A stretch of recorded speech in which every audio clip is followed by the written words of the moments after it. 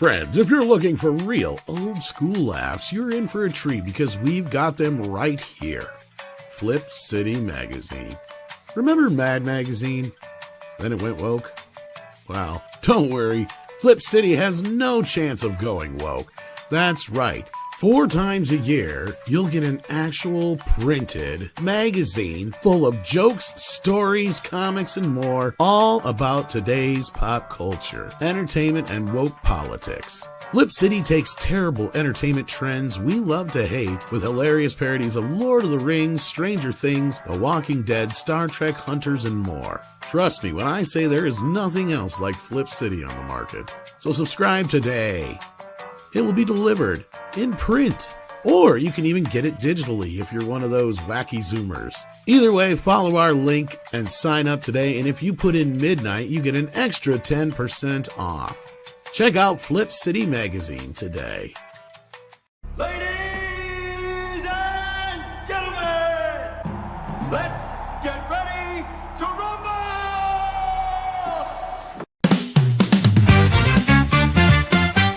We're gonna get a little bit crazy, wild and maybe even vulgar, if you please. It's after dark and we're gonna light it up. We got some fun in store for you, no tease.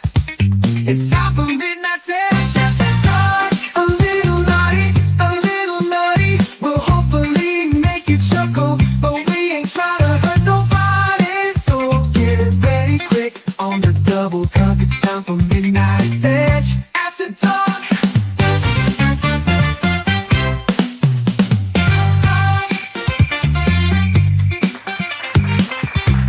Tonight, rumors abound that Kurtzman are gone after tons of cuts over at CBS Paramount.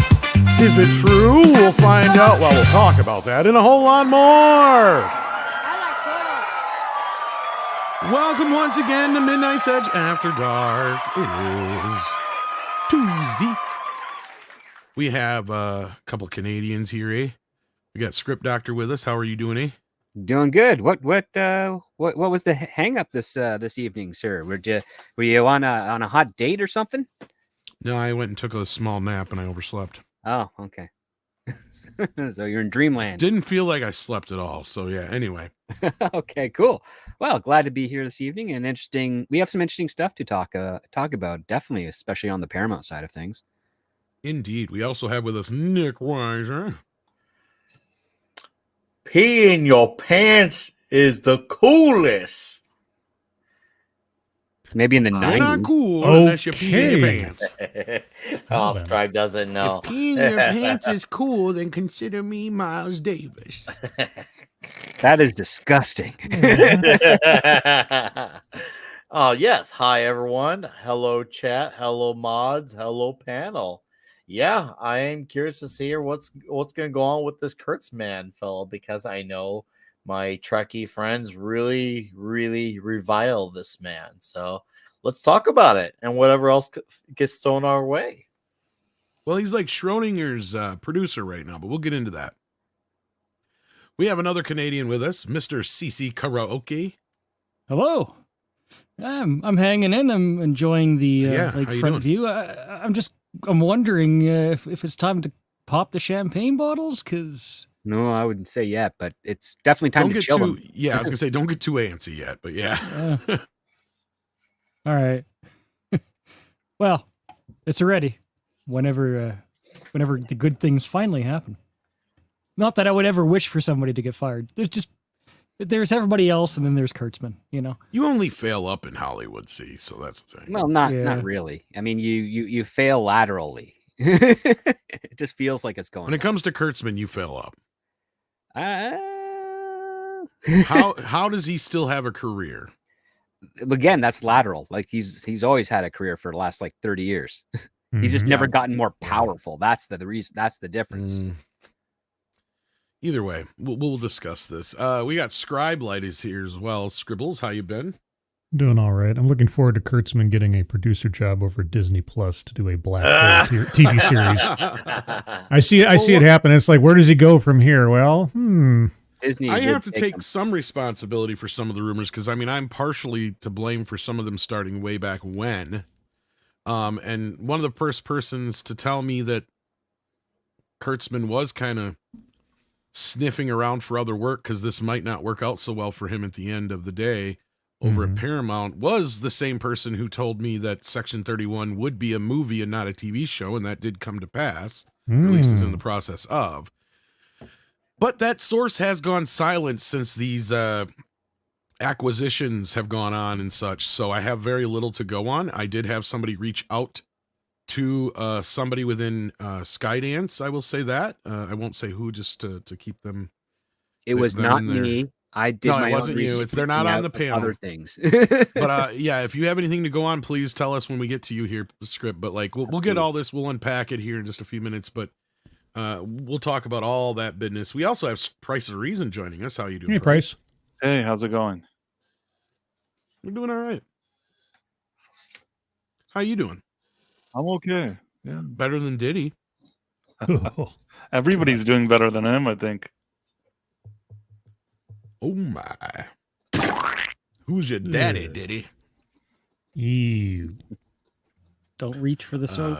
Yeah, like ActionCom says here with $5. Thank you so much. Says lateral for Kurtzman is Walmart greeter in Pacoima. Is that yeah? That's Pacoima. Pacoima? Yeah, Doesn't pay the same. You would hope so, but probably pays better. No, I'm just He's kidding. gonna You know fall how on much his feet. Ass walked away with. no, he's going to fall on his feet somehow. That's what I Well- said. He'll fail up. No. He won't fill up. His name will still allow him to get credit and investment in independent productions. But again, to fail up means that your next job, it makes you more powerful than your previous one. That has not occurred in Kurtzman's life. What the hell did you call the Mummy then? The Mummy wasn't better. The Mummy was a bomb. No, but he still got it after a failure Yeah. after failure after failure, and But it was Huge still a budget movie. mid-movie. he still got Clarice after failure after failure after failure. He still gets something. Wait, and didn't I just hear recently? Isn't he part of this fucking Australian Office show or some shit? I haven't Or heard am I that. thinking of somebody else? I can't remember now. Anyway, point being is he always finds a way to weasel his way around. He's doing better than JJ is. Yes. Nobody will touch But is he JJ. out really, or is it just a We're rumor? going to talk about that. Jeremy Winfield has been a member for 15 months. Says, I wish I could see the fear in Darthleen Kennedy's eyes. I bet the release of Skeleton Crew has her shivering worse than a chihuahua in a snowstorm. You would think that potentially, but I doubt it. Nah. These people think they're making good shit. Yeah, that's the thing. Well, of course they're thinking they're making good stuff. They don't have anyone there to tell them that it's not good. They're just they're affirming what they're doing. Yeah, when you employ and surround yourself with sycophants, everything's great. It's a circle jerk. Yeah. SFX F314 Sabretooth Raptor sends in 5 and says, Curtsy gone. I nominate Mexican Iron Man, Overlord DVD, R&B, Script Dr. Tom. We're not the same person, by the way. Script Dr. Tom. Like, Sure about that's that? cool. Have we ever seen you both in the same We place? merge as one person. That would be Yeah. scary as fuck. That would be. Tom You'd be a lot more Eidenhar or pale, something? Tom. Well, I Get don't your know. arm out of my face. I don't know anything about Trek, so I'll leave it to these other guys who actually know Trek. Give me some Marvel stuff to work on, and I'll Andre do that. Culture Talks Comic Division 32 flavors to take charge. Yeah, just to finish off there. Thank you, SFX, and thank you for your vote of confidence. Although I'm not even sure I would necessarily be the best person. I mean, I would love to direct or act, maybe even just like throw in my 2 cents from time to time. But I am not the kind of person who knows Trek like Script or Overlord DVD or Robert Meyer Burnett for sure. You just need to work on a Nicolas Cage movie for Nicolas Cage. That's what would be a huge hit. Just saying. I am Nicolas Cage. I should have played Khan. He tasks me, Ghost Rider reboot. and I will have him. Oh, dude, I'm so bad he turned down Ghost Rider for Deadpool and Wolverine. I wish he had done it. No, It's he needs his funny. own thing. He not punchline. He needs his own thing. Dang it. You know, I was watching. You guys ever hear of the movie Shadow of the Vampire? Yes. Okay, Okay, and he's one of the producers on that. Yeah. And he started Saturn Films and all this stuff. And I'm starting to wonder, is that where his tax problem started? Because I'm like watching this movie because he's not in it. And I mean, he at least knew enough to get out of his own fucking way to not be in the movie, right? Because normally I would have figured everybody would be like, you're going to play Nosferatu, right? Well, of course. Why wouldn't I? Or something like that, But no, it was written for Willem Dafoe. So yeah, in that case, and he didn't even try to play any of the other parts. So I mean, got to give him credit there. And he's just one of the producers, and he's just like, I just want to see this movie get made. No, his tax problems came from ridiculously conspicuous consumption. Like I think he spent a couple million. Dinosaur skull. Yeah, he bought a dinosaur skull. He bought like an Action It's a Comics T-Rex #1. head. Yeah, a bunch of crazy stuff. Didn't he call buy it a Rex. castle? He bought a castle. Dracula's I wouldn't be castle. surprised. You could say he bought. I mean, you could name anything, and I would believe you because I just like it's Nicolas Cage with money. Who knows? I own the 2 golden guns. He owns a section of the Great Barrier Reef. That's what he bought land on the moon. Oh my god! I remember I a own lot of part of people the were doing moon. that was funny. I know. I want to do that for my birthday sometime. Get one of those moon land packages. Do you know what the original Declaration of Independence looks like? I do. I've seen it behind glass. Bought it. That's not the real one. Trust me, I paid a lot for it. Actually, I think I saw it before Nick Cage had enough money to buy it. Shh. You think you did?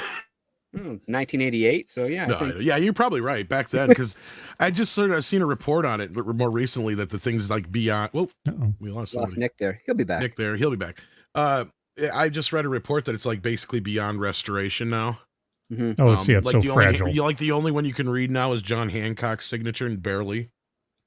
Yeah, and they did such a piss poor job of keeping it where they kept it all these years and stuff like that. I guess so. Yeah, it's it's basically more fragile than Leonardo da Vinci's sketch of like the man. I can't remember the name of it. It's on the tip of my tongue. But that only comes out for a couple weeks every so many years. Because if they kept it out towards the daylight, the sun would erode it and damage it. And Constitution in the museum, it's pretty much on display like all the time. I guess it's in like set in broad daylight, unfortunately, and a bunch of other shit that's wrong. Yeah, the real thing should have never been on display anyway. It should have always been a replica. Yeah, especially nowadays with all these crazies around. Christ, I wouldn't be surprised if most of the time it wasn't just a facsimile, like the script was saying. Yeah, somebody dumps a bunch of tomato soup on it. Oh, I saved the climate, guys. Yeah. So why would these things not be behind glass? It is. They usually are. Protect you from the usually are. But light. It's about light. It's about light and heat and other things that they can. And then things in glass controlling. Sometimes can be even worse. Have worse damage done to them. Yeah, especially somebody who owned a video store or worked in several video stores. Let me tell you what those plastic cases around the cardboard would do after a little while and baking in the sun. I can only imagine what the fucking Constitution and a bunch of paintings look like if they're in the wrong place at a museum. It's like, oh yeah, we probably shouldn't have put it there. It looks so great in the sun when we put it up, but it's not looking so great no more. Kind of like Diddy's career. What? Whoa. Let's see if we can get out of this one. All right, well. Freak off. Freak off. The freak. So chic. Okay, so let's set up some context here with all this Kurtzman business, because before anybody gets out any popcorn or pops any corks of champagne, we got to be real here. I have not heard any confirmation, nor has there been any confirmation, as far as I know, to this minute, that Kurtzman has been fired. Same. I just lost Nick again. He must be having internet issues. Now, so you just said the same. Okay, yep. Now, this is being fueled by I don't know what other than 50% of Paramount Plus's reported staff is being let go today. And that's that consists of 15% overall layoffs of the entire Paramount CBS organization to work with to get to save $500 million in assets, I guess is what I was reading. Yes, which is funny because I just posted in the private chat the careers that are being advertised currently right now for Paramount Plus. So they're hiring at the same time as they're laying off people. I don't think they'll be hiring much. No, they but need yeah. these positions filled. I mean, Yeah. Well, that or they just want new people to fulfill them. That's why, yeah. I noticed that the on the article that they posted over on Deadline, the lead, the main lady that they were profiling, I looked her up real quick on LinkedIn, and her college degree is exactly the same as mine. And I'm just like, hey, I could work at Paramount Plus. you should. Now, Great. granted, there has been a lot of, I wouldn't say a lot. There's been a few higher profile firings, but somebody like Kurtzman would be probably even higher profile than the one guy that got fired. But The ESG director, I could do that job. ESG director. Oh my gosh. Good Get grief. that equity going by hiring in some people who know how to Right. do their job. I That's know. how you call it equity. Yeah, if there's anybody that knows how equity works in corporate America, heck, I've spent 8 years studying it. So hey, I'm ready. I'll be your DEI person. You're a little too white for that job, I think. Mm-hmm. Are you discriminating against me? I'm a woman. Hey, I got a great I got a great grandma wolf in my background. I got some Native American in me. I'm not completely not diverse. And I've been to a Diddy freakout, so I've definitely had black in me. Oh, Wow. I got a whole bag That of them here, was kids. next level. Wow. Seriously, Owen Wilson can never be wowed by that.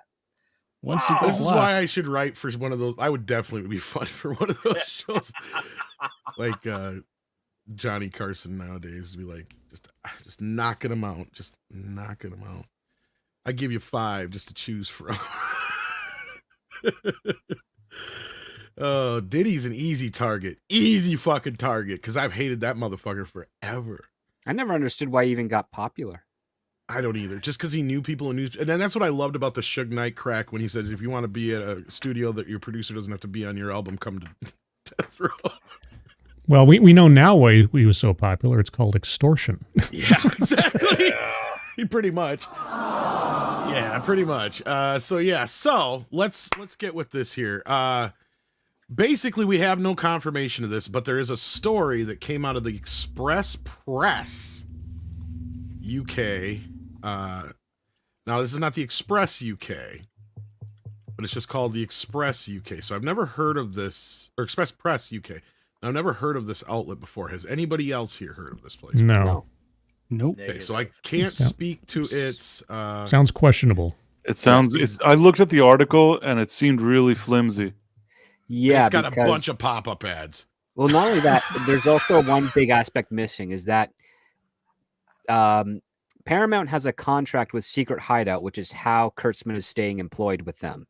Right. If Kurtzman is gone, so is Secret Hideout. And if there's no mention of Secret Hideout being gone as well with regards to this supposed departure, that raises more questions.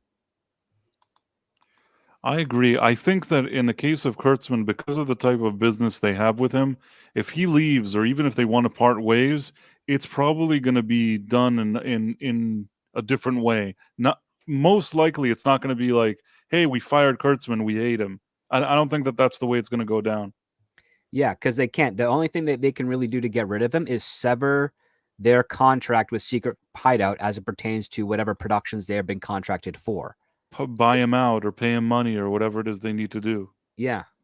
which I don't even know if they have. And the other part too is that's also complicates things because it's alleged that Secret Hideout owns a piece of their current Star Trek IP. Right. I agree. And that's something I also heard from the same person who told me about Section 31 being a movie, not a show. Right. And that Academy was going forward, which, to all reports I've seen so far, Academy started shooting either this week or last week. Well, I was by where they should be shooting a TV show, and there was no production going on there. Okay, that's interesting. So that's been a wrinkle. And see, Yeah. that's the thing. Yeah. So, well, I mean, listen, I maybe they're not shooting in that area anymore. Maybe they moved to another location. But According to Robert Picardo, he started shooting yesterday. so maybe he shot on a closed set somewhere that's not in that area. Well, and he's, a hologram, so he... Yeah.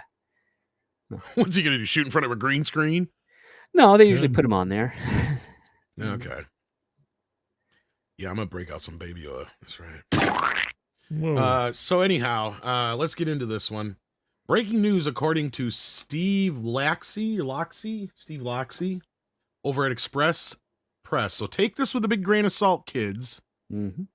According to him, surprise move, Paramount Plus and CBS Studios announced somewhere, I don't know where, today that Alex Kurtzman, the visionary showrunner behind Star Trek franchise resurgence, will be departing his role effective immediately. Kurtzman credited with revitalizing this iconic franchise has been down since 2016 overseeing. Yeah, I don't know about that. What's this? I don't know. I don't want to click on nothing on this fucking page. So yeah, I don't know. I don't know if I trust this or not. No, this is not. Okay, so that's nothing. Okay. Yeah, sounds flimsy. It really does.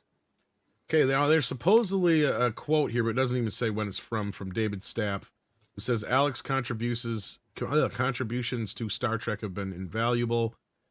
We're grateful for his dedication and vision. Well, invaluable because they've been not making any money, so there's no value to them. Oh, yeah. Wow. It's priceless. His contribution has been priceless, guys. Priceless. I mean, there is, I don't know what to think about some of this stuff. This thing's got this packed with quotes. It's a little bit weird. I mean, It's- this yeah, is and an it's industry very generic. reaction. Alex's Citation. departure marks the end of an era, said Michael Osiello, Yeah. TV Guide editor in chief. This guy does a Can lot we- of fucking sports news. Like, what the hell? Yeah. How did he Now, get like this? Script Yeah. said, Kurtzman is tied directly to Secret Hideout, and if they parted ways, it would be done way more diplomatically. It'd be some kind of slow roll kind of thing. And they got too many, irons in the fire right now with Academy and everything else. So doesn't seem like, and they wouldn't roll Kurtzman and Secret Hideout off in a mass layoff situation. That'd be dramatic, wouldn't it? Yeah. That's what I was thinking, but like I said, there have been some higher profile layoffs with this. Now, you sent me a story earlier, I believe, Scribe, in the chat group about one lady who had been let go, and there was also, I believe, a correspondent or a whatchamacallit. Yeah, anchorman she's or whatever that was let go. Tina Koyanagi Tina, Rosener, yeah. who is lead of a team there for content strategy at Paramount Plus. And So yeah, there have been some pretty... Yeah, there are some greater than insignificant roles that have been dropped, but it's all sort of like I can't even say it's back office stuff. This is some pretty big. And a lot of this pretty is big coming out hitters. through Deadline, and Deadline is reporting, and they can't confirm this or haven't confirmed it in any way. They're reporting that I believe that there'll be a 15% layoff of entire staff across Paramount, CBS, and I already said this earlier, but I'm repeating it for anybody coming in late and got to make it clear. But 50% of those, but a big portion of those layoffs were coming in Paramount Plus, and it was their rumor is that 50% of Paramount Plus's staff is going to be let go. Right. So this They're does jive with that, right? Yeah, they're so purportedly trying to save $500 million in annual cost Yes. savings. And I wonder, I don't know because I'm not as well versed on this as you guys are. What was the sudden impetus that they need to slash $500 million? Is this something to do with the sale or Skydance or something else? yes, but see, like what Script was explaining is the same thing I was kind of hearing before, is that Kurtzman's deal with Secret Hideout and Star Trek goes way deeper than everybody knows. Like, yeah, besides the fact that he does Star Trek, let's set that aside for a minute. Kurtzman has a bunch of other shows that he does through Paramount and CBS too. It's not just Star Trek, right? Like, I mean, he's done other stuff around there. So there's that, and then there's the Star Trek thing. But I was told, and what Script is hinting at, and I don't know if he's heard similar things or he's just bringing it up because he's heard it from me, and that is that his contract with them has basically partial ownership or investment into Star Trek through Secret Hideout. So they have to do more than just buy him out of his personal contract. They got to buy Secret Hideout out of Star Trek altogether. Right. And as Well, you were it's- pointing out, there's- they don't have the money for anything like that right now. Not only do they not have the money for anything of that, there's technically right now 2 Star Trek licenses. There's 2 Star Trek properties, and it's a nightmare of legality to get through. There's Right. the one that is that Bad Robot and Secret Hideout technically made. I mean, it's so confusing. They technically made it, and it is the one that Paramount and CBS Studios is currently supporting right now. Then there's the original Star Trek IP that was created by Desilu that has its own set of merchandise and that is completely separate from what Bad Robot and Secret Hideout have, which is why when you see original Star Trek merchandise, they don't get any piece of that. When there's new Blu-rays or DVDs released of the classic Star Trek films, Secret Hideout and Bad Robot don't get anything of that because it's not part of their license. They get this, they have this new IP that is also Star Trek. And that is also a huge nightmare because let's say hypothetically that Paramount CBS does sever ties with Secret Hideout. Secret Hideout could still legally produce Star Trek for another network because they technically own a piece of that Right. new license. However, it would still be of the newer stuff. At the same time, traditional CBS and Paramount could revive a traditional Star Trek show under the old license and not be in violation of anything. So it's so messed up like that. Yeah, part of the 25% difference. Part of, factors but into that like as my well. understanding and Andre's understanding, at least as best as I can speak to it, I was hoping he was going to pop in here, is that Kurtzman doesn't have to deal with the same 25% different that JJ does necessarily, in a sense that anything they produce as their new stuff is their stuff and they can draw from the classics, no problem. And so could JJ. But Well, the big the thing 25% is only with regards to merchandising. I was just going to say, it only has Right. mainly to do with merchandising. So like the example we always used was, sure, he could use tribbles, no problem. But if you want to produce a toy of a tribble and JJ wanted a piece of that toy, he had to make it 25% different. So if you give it teeth, maybe a little bit longer hair, something like that effect. Giant. Yeah, or make it giant, whatever you want to, something that makes it 25% different, then he gets a piece of that as well. Right.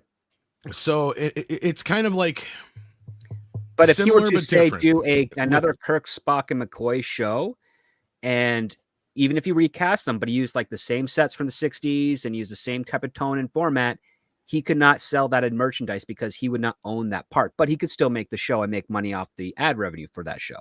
Right. yeah, there's other avenues that Kurtzman has to make money off of these things that JJ didn't, is my understanding. It's like, I It's a learned little I learned bit about less all of this a- from a Midnight's Edge documentary on the split of the properties way yeah, back. a and couple years honestly, ago. we've learned more since then. I mean, that's Yeah. the thing. And I'm still trying to find one little missing piece of the puzzle, because this might also help us understand how deep Kurtzman is into this business, because there's a patch of time where Kurtzman and Fuller do not cross. Yes. Okay, and this is one thing that I've always tried to figure out, because we never had an idea of what went on in that little period of time. Now we've gotten Brian's side of it finally, because I pushed and pushed and had to basically super chat Robert Meyer Burnett to make him ask him on one of his streams. I'm like, what the fuck happened? And basically the best way he could say it was, we butt heads over the budget, and Moonves and I decided that it was best that, I part with the production and go off and do, and since I was already, working on, what was it, Gods and Monsters, or whatever, what was the name of the show? Yeah, Gods and Monsters. Gods and Monsters, yeah. And so he went and did that, because it all mainly, their disagreement had to do with budget. Because he said basically, and I'm paraphrasing obviously, that Moonves and all the other people higher up at CBS just couldn't understand how a show like this was so goddamn expensive. Right. And then he tried to explain to him that, well, the reason it is because they're always expensive when you start them up. The cheapness comes in later because you can just amortize all the sets, costumes, and props and shit throughout the next 5-10 years of making shows. Mm-hmm. Right. And that's how they rolled it into Voyager and Deep Space Nine and all that kind of stuff out of TNG. And they didn't quite get that. But then all of a sudden, so he leaves, and then you got, what is their name? Harbor and Burns or Burns or whatever. Gretchen and Berg or whatever, the team that they were there first before Kurtzman even comes into the picture. So there is a time period where Kurtzman's not even in the picture. And the piece of the puzzle I'm trying to figure out is, when did the Netflix deal come in? because it makes absolutely no sense that Fuller and Moonves part over the whole idea that that the show was going to cost too much, to jumping to Kurtzman coming in and Star Trek Discovery being the most expensive fucking television show of all time at that point. Okay, so there's something changed, and I think that the key is Netflix. As soon as they get Netflix involved, they're like, well, we're going to make this the most expensive fucking TV show of all time because we're going to run with their money, basically. And they probably pocketed half of it anyway, because we know that they sure as hell didn't spend it on lighting. That being said. Well, I would go back. I think you might be able to I wonder if Kurtzman maybe brought the Netflix deal, is my hunch, but I'm not 100% I think he on did, but I think he brought it through the way of J.J. Abrams, because 2016, didn't Netflix make a deal for Star Trek Beyond on their platform right after it ended its run in theaters? Maybe, but JJ had very little to do with Beyond. That's the thing. So well, no, he was still the but producer, but the thing is, he was there in the room making the deals for distribution because that's part of his responsibilities. He didn't actually write or do anything with regards to the actual production itself, but he did procure financing. Now, what I could believe there is if they said, well, you've got Beyond right now. What are your numbers on that? Or they had a good idea that the numbers on Beyond were real good, like for views, because that was a movie that, hey, nobody went to see in the theaters, but guess what? Those movies sometimes do well on video, especially if they're sequels like this, because people are willing to give them a chance on Netflix or on video when they weren't willing to give them a chance in theaters. So I could believe you that they sold Netflix on the idea that, hey, Star Trek, Into Darkness and Beyond played really well on Netflix. It'll be stupid not to have the new Star Trek show on here. Yeah, and I know because they sold it also on the idea because of TNG was a very big thing for them back then. That Netflix had that for years. Yep. The other part you have to remember is that Star Trek Discovery was initially slated to debut in September of 2016. Right. Its production was delayed because they didn't have distribution, third-party distribution yet. Because remember, it was going to be Paramount, the CBS All Access for the United States, and it had to have international distribution. They didn't have that deal in place. That's where Netflix comes in, and that's when they started rolling camera, because it wasn't until very late 2017 that the show debuted, and then it had a massive break in between. Yeah, so that's where I was saying is that's the key thing is I'm trying to find out. Because if that's the case, then that's why Kurtzman's so dug deep into this bastard. So, I mean, it could very well be, but that's one piece of the puzzle we don't have, and we don't have anybody we can ask to get it, since Brian doesn't connect. Although it's just ironic that Kurtzman just keeps finding ways to fuck Brian Fuller. Or Paramount finds ways, or somebody does. Oh, my. Well, I mean, the joke that I heard when I was interning there is that Brian Fuller is the Neelix at CBS. And if you're familiar with Star Trek Voyager, that's very funny, creative guy, but he's got a little bit of an annoying side to him from some of the execs over there. But I love listening to Brian Fuller whenever he does interviews or podcasts. He's a fun listen. Well, look, I mean, Kurtzman could be the nicest fucking guy in the world to your face. Sure. Lots of celebrities. He still turns out shit for shows. I don't give a fuck what it is. I ain't seen one Kurtzman production yet that was any good. Nope. Now, Brian Fuller, on the other hand, could be annoying as piss. And you know what he reminds me of? The way he acts when I seen him on, because I get where you're coming from. He's very passionate. He reminds me of a young Spielberg. And I'm not comparing him to a young Spielberg. I'm just saying the way he acts and the way he's like da-da-da-da-da and da-da-da and blah-blah. He's just very passionate about what he talks about when I've seen him in his interviews. So he has that kind of a blah, blah, blah, blah, blah, blah, and I can see how that can get annoying to people. I'm that way sometimes when I get passionate about shit. Nah. But that's why I'm good for stuff like this, obviously. So, with that being said, let's see what you guys are talking about in the chat. We got Adrian Barara. How you doing? Sending in 2 and says 7 months ago, crazies threw paint on at the U.S. Constitution. Oh, I don't remember that one, but I'm not surprised. I do remember. They poured it on the glass. I mean, it was old lady crazies, crazy old ladies that did it. That's right. Crazy ladies. Yeah. I wasn't there to protect it. Nothing to protect. It's like it's under 2 feet of glass. You don't understand. It's my job. Yeah. Harvey. And then we got Hillis Mallory, who's been here for 33 months. I like those nice round numbers like that. I know it's not an even number, but it's a nice round one. Hillis Mallory says with $10, there was 25% difference between CBS and Paramount before they merged back together. The licensing still being new versus OG. It's more of keeping a hold of it while Paramount should be ripping it away. Oh, I agree, Hillis. And it's just complicated as fuck, and Script is right. It's basically split into 3 different directions because we still have no confirmation one way or another if JJ's out of the mix yet. And let me tell you, once Skydance takes over, all bets are off anyway, because this is what I keep reminding people. Skydance is like 90% of the fucking reason that Paramount is in the place that it's in right now. Because if you go back through their catalog for the past 2+ decades, a good portion of their movies are Skydance produced films. Yeah, they have a distribution deal with Skydance. So yeah. So a big problem that they have here is that Skydance has been basically sucking Paramount dry already for 2 decades, right? Because they're still getting their money. They're getting their producer deals. It's Paramount that's taking most of the risk after they take on the films and then they bomb. And this is not surprising. I knew there was going to be some more cuts this week because Transformers didn't perform the way they were fucking hoping it would. Even though it didn't cost all that much to make, it's still not going to end up making any money probably by the end of the day, depending. I at least not seeing much of a clearance anyway. I don't know what kind of deal they made brokered to make it, but I would be willing to bet it was a similar deal to Mutant Mayhem. So I don't think it's going to be a disaster for them, but it wasn't the home run they were probably hoping for either. I think they paid for a third of it. It was like a split, a 3-way split. That's what I recall reading somewhere. I could be wrong. If you find that for me, that'd be great because I have a theory on that too. Yeah, because like lately you've had movies like Garfield, which was only made for 30 million, and it has like a dozen fucking production companies involved in it. So I'm sitting here looking at this movie. I'm going, did Sony bring any money home from this thing? Like, at the end of the day, maybe, but no, of course they did because it did very well. But like, I think they were banking on Transformers to do like twice as well as Ninja Turtles did, and it just didn't. It actually opened less than. So Goddess of Whims here. How you doing, Goddess? Sends in 5 and says, what happened to Robert Orci? He was Kurtzman's partner,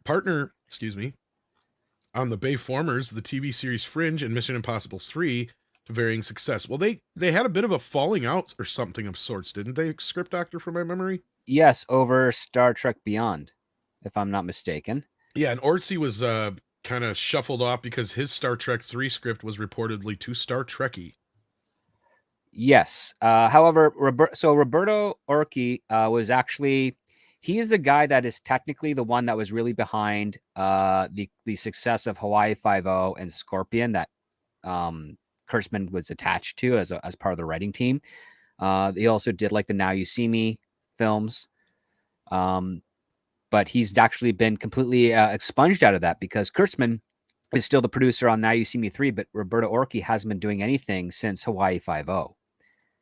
I think he's like doing he's trying to do like an indie film right now. So yeah, he's been kind of completely expunged from everything. And it's I will say this, the overall quality and what they were able to do together was far superior because Kurtzman was like the concept guy and Orci was the executor. He was the guy that could make it work.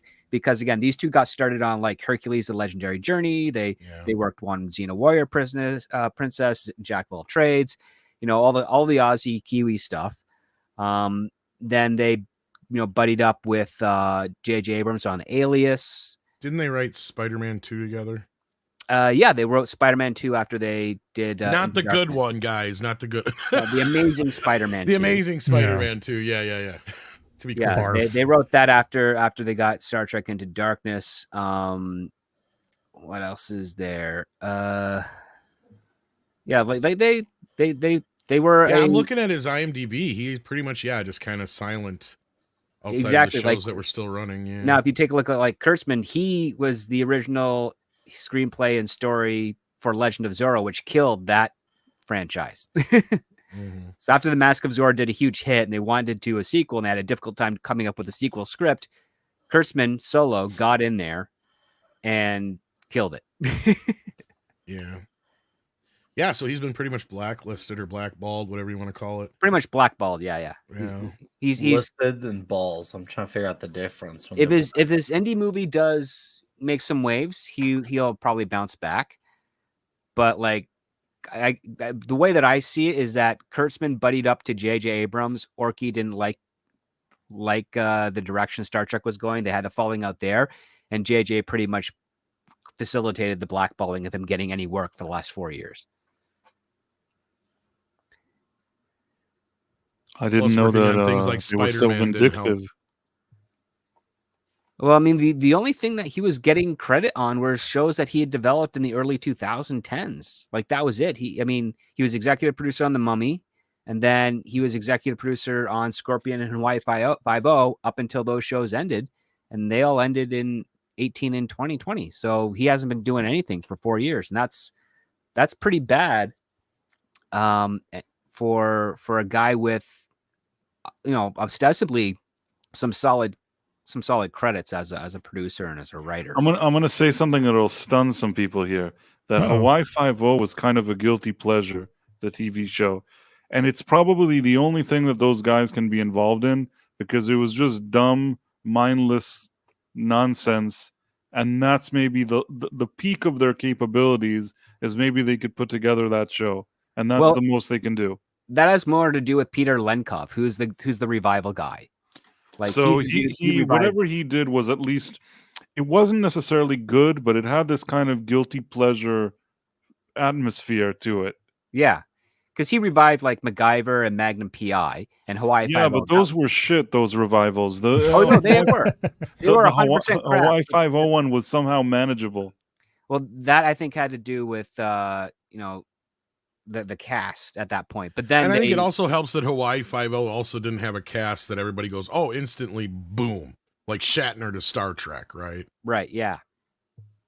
Right. Like even Mission Impossible kind of has that going for it, and I think that's why it helped the show, because they had such a rotating cast throughout that show, even though there were mainstays and certain people did kind of associate with the show. I think it helps when you don't have a main guy all the time. But yeah. I DM'd you, I private DM'd you that article with the budgets for the Transformers movie. Oh, cool! Thanks, man. Ooh. Oh yeah, I watched your video on it, Price. You said it was almost like $200 million.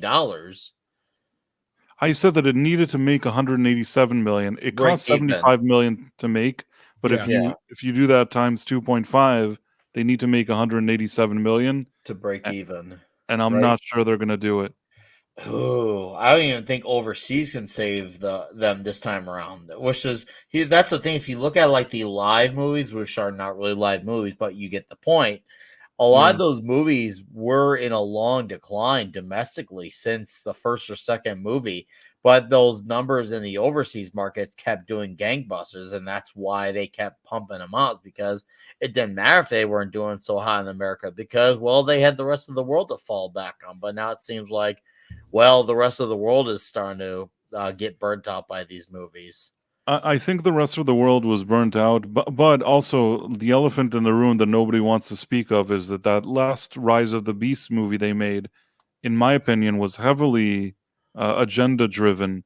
There was a lot of nonsense in that movie that shouldn't have been there. Garbage. I never saw it. I knew it was going to be bad. I just remember seeing the preview. It made the Marky Mark movies better. Right. I mean, say what you want about Marky Mark, but the thing is that I think even in China or whatever it is, you put him on the screen, he's still, somebody's seen him in a movie before and they know who he is. Well, even though he's in those movies, that doesn't help the movies. The movies were fucking horrible, but the movies are horrible and he doesn't help them. But for the poster, you have a guy that maybe a few people recognize his face. It's mainly for marketing purposes. He had really nothing to do there, but I actually love Marky Mark. My problem is like he still will make a bad movie, like The Happening and the Transformer movies, but like his were the worst until just because of the one storyline where his kid was like going out with that one guy, and they kept doing that stupid idea of the Romeo and Juliet law thing. And I'm like, why is this very weird plot point? That was very strange, the Romeo and Juliet law that they kept speaking of. But Yeah. I guess, how do I say this in the most politically correct way? Marky Mark, when you bring China and you show a poster or different China. markets around the world, it's still something, even if it's crap and he's crap in the movie. They brought no names and they brought agendas to suit the no names because of the diversity thing. And that's what the last movie was. It's almost like they were interfering with just the robots battling each other. Like if you would have removed all the human beings from the previous movie, it probably would have been a better movie. Yeah, I don't know what I barely remember the Beast movie. I remember getting it on streaming because it came to streaming real quick. I'll remind you, basically the movie Yeah. starts off where a mother tells her son that when he goes to an interview, he has to laugh when the whites tell jokes because the whites like it when you laugh at their jokes. And that really set the tone even for what kind of remember movie that. this was going to be. He goes to an interview where like some white man tells him that even though he arrived for an interview, he doesn't want to interview him anymore and that he should leave. He walks on the street and his friend I tells him really that don't remember any of this. communism is great or something like that. It's just like one after the other that I'm just looking at it and I can't believe that somebody actually greenlit it. So I really don't remember any of this shit. and there was one diverse woman who had a Karen boss that kept talking down to her and she was like, offended by it. Trust me when I tell you that movie I was just remember saying it was one of the worst movies of the year. That's all I What remember. movie is this? terrible. I It was lost a the terrible title. movie. The last Transformer movie, I guess. Oh gosh, the one that came and the went in Beast like a one. blip. Yeah. That's what I'm saying. I don't even remember this shit. I've purged it from my mind, and it was only like what 7 months ago that came out, maybe a year tops. Maybe a year, but in any case, it wasn't a good movie, and they messed it up. Yeah. Mr. Buttcrack Media has been here for 28 months. That's surely not a mess up. Thank you, my friend. Then we got Dead Man who says, I thought Kurtzman did a good job with The Man Who Fell to Earth for $5. I didn't watch that because I didn't think the original movie was all that great. I finally watched it for the first time ever. And I'm like, this movie is kind of a pretentious piece of shit. Oh, the David Bowie one, yeah. Yeah, David Bowie. You don't say. Yeah, I'm just sitting here going, wow, was that one big pretentious piece of shit? Yeah, so dumbing it down would probably make it more accessible to a broader audience. You're not wrong, I guess. I mean, because it is. It's real simple, and it's just like, wow. I'm sorry. I love David Bowie. I'm a fan. Never saw the film before. Saw it for the first time because it finally came to 4K. I'm like, fuck it. I'll give it a shot. I got the steelbook and everything. Got done watching it. I'm like, you need a lot of fucking drugs to enjoy that shit. I'm sorry. It is some of the most meandering, fucking pretentious shit I've ever seen, ever. I fell victim to having to not get a 4K today and getting something else. I bought Despicable Me 4, and I was just like, but this comes with the coloring book, and it's a non-4K, so the 4K lost the coloring book. It's just an animated movie. It's probably not that. I know, but the 4Ks are cool. You gotta be started on the 4K, so I was normally like, I would be like that, but like when it comes to CG animation, here's the other thing to remember: most modern films are done in 2K anyway, because they can't afford to do them in 4K. But sometimes they are, but not very often. Like the rarity is, I think Sony is one of the few companies that almost everything that comes out is 4K from beginning to end. The only exception, which is weird, that I can think of offhand was the Spider-Man movie, but I think that was because it was made by Disney more so, because Disney does that to their Marvel films. They convert them to 4K, and I was like, because I stuck in the 4K for Spider-Man, I'm like, why does this look like garbage? And then I looked it up. It's because it was a 2K upconvert. Whoa. Yeah. Okay, that makes sense. Because like I just got like Bad Boys and stuff like that. That looks great.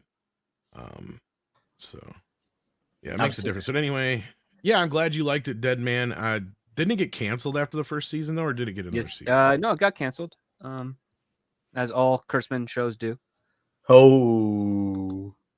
I mean, that's the thing. Like, to sort of paraphrase Paul Shadow, there's guys out there that make a living making pilots that don't get picked up. Kurtzman is the next step in that. He makes stuff that gets picked up, but it doesn't get renewed. Well, yeah, because he's Yeah, good at selling. He must be a hell of a salesman too. That's the thing. He's probably a solid salesman, which is what you want. Now here's the loophole, right? Because he owns Secret Hideout, and Secret Hideout has a piece of Star Trek. He actually gets basically pre-greenlighting all the shows he wants. All he has to do is just sell it to Paramount for final financing and distribution. So that's why he can keep making those shows, and despite the horrible ratings and the criticism to them, because it's a property he's got enough say in to control and say, we need to keep making money on this. Here are these ideas that I'm pitching out. Pick the ones that you want and we'll go make them. And that's how it's been done, apparently. Like, that's the only way you can really do it. When you own a piece of the IP and you share it with another company, it's like, hey, do you want to make money on this or not? They're always going to say, yes, we want to make money. It's like, well, here's how we can do it. Option A, B, C, D. He has 5 shows that he was operating with, like Prodigy, Lower Decks, and Strange New Worlds, Discovery, and what was the other one? There's another one out there. Now he's got Academy, he's got the Section 31 movie, and he's got like 2 undisclosed live action Star Trek possible feature film projects that he's doing. Oh, and the Wrath of Khan thing, he's still apparently, the SETI Alpha 5 series is apparently still in development as well. And it's like, okay, listen, he can announce them all and all be in development. All he has to do is just procure a deal to get financing to, start rolling film. Yeah. ActionCom sends in another 5, says, didn't see John Goodman Flintstones film have gone ungodly amount of writers attached to it. Or I think he's asking, did we see? Or he's saying he didn't see the movie, because I have. And I think I remember seeing something about this in some video that did a recent video about the Flintstones thing. I think it was Hats Off Entertainment or something like that. I'm curious if a lot of those writers weren't attached to like older versions that never got made. Because I know when Spielberg, the 94 film? Yeah, because I was going to say, once Spielberg got involved with that thing, I know that was the other thing, is that thing came fast and quick. And the famous story is that he just basically told John Goodman he's going to be in the movie, and John Goodman's like, okay. Yeah, there's only 3 and then he writers announced it somewhere. Yeah, there's only 3 writers for the Flintstones. That's it. Now, I think I remember that. Caribbean, the first. Yeah, one. the only thing I remember about that movie is that Dino, the character, was credited in the credits as Dino, even though they used Mel Blanc's recordings for it. Yeah, and the Mel because Blanc that's estate got why, all ticked off. Yeah. Well, actually, was he dead already by then, wasn't he? Right. Yeah, his estate got all ticked off that his he wasn't estate credited. did. Yes, but they used his voice, so I'm sure they paid him or his family. I don't know. I'd have to. I do remember that being like a homage, at the time, but I don't remember his family getting upset. I have to look into that. But yeah, maybe if you're looking at IMDb or something like that, ActionCom, it's probably because it's got included all the people that created the show and stuff like that, and certain characters and stuff. You'd see more of that on the actual film itself, but I think it was Tom Parker and Jim Genuine that originally wrote the first draft, and then Stephen E. D'Souza came in and rewrote it. Didn't David Koepp write a draft of it too? I could be wrong. He wasn't. If he did, he wasn't credited for it. I was gonna say I'm not sure.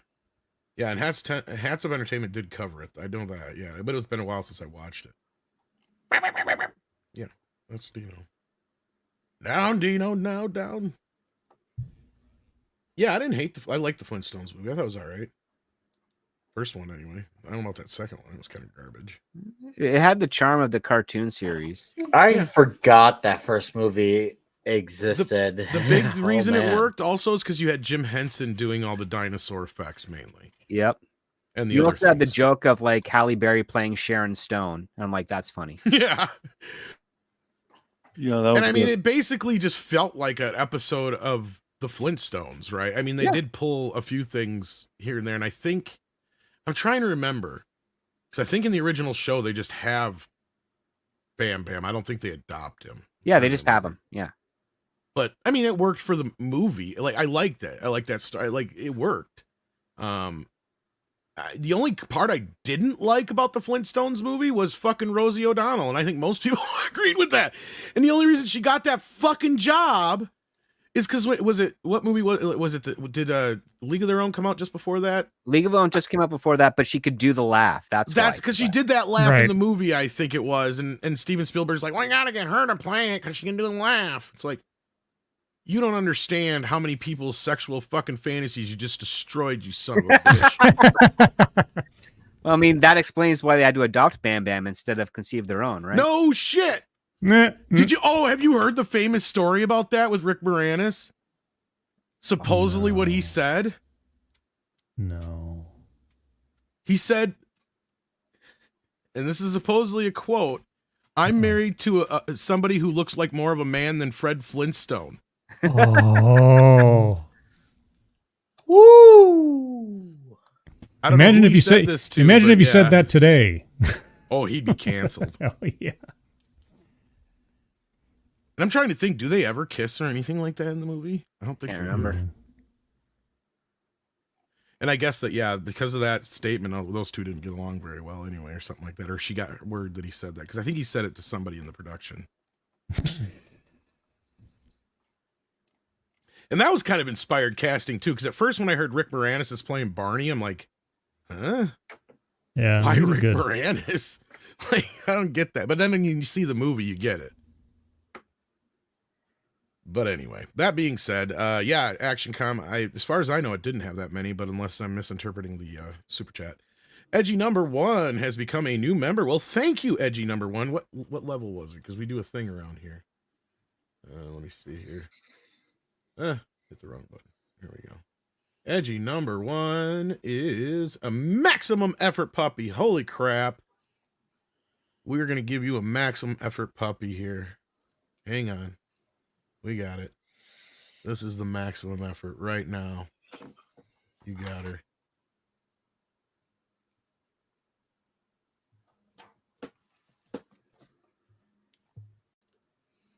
And Strut. That's right.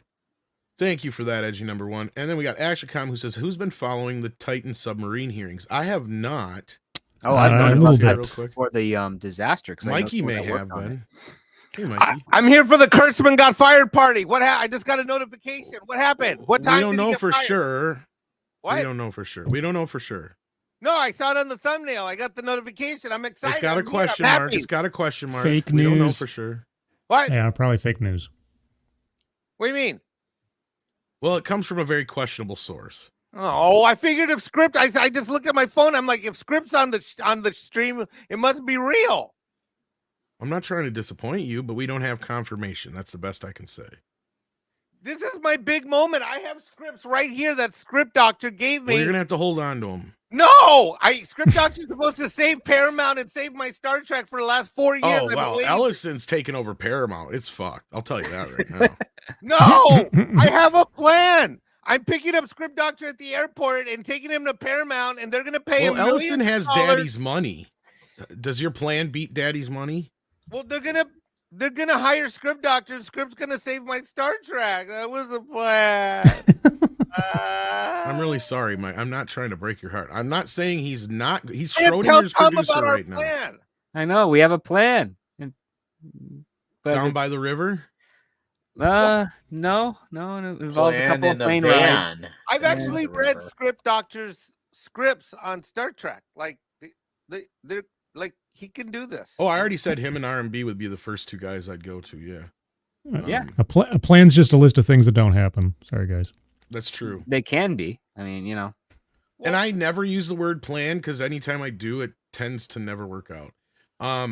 ActionCom asked a question though. Has anybody been following the Titan submarine hearings? You said something script like you were, or somebody did. Yeah, well, I knew a little about bit, the yeah. Titan stuff way before even the disaster occurred because I know someone that was doing a documentary on them. Mm. And oops, someone's calling me. Not important. Paging Script and- Doctor. Was that a pager? Uh-oh. No. And then Oh my. then when the disaster struck, obviously I was in contact with some of the people that are working on the documentary. They're wondering like what the heck's going on. And then I've been following it since, and I've been watching some of the reports. And there's currently an like a trial hearing type of thing going on. Yep. And all I'm seeing is that there's a lot of it's just an arrogant billionaire kind of wanting to cut costs on things, sacrificing safety. I'm surprised of how much wreckage was not imploded or crushed by the that they found on the bottom. Right. Because I thought all of it would have been just completely, crushed, but apparently it seems like a Only a small section where a titanium piece that met the carbon fiber piece was compromised, and that's what caused the implosion.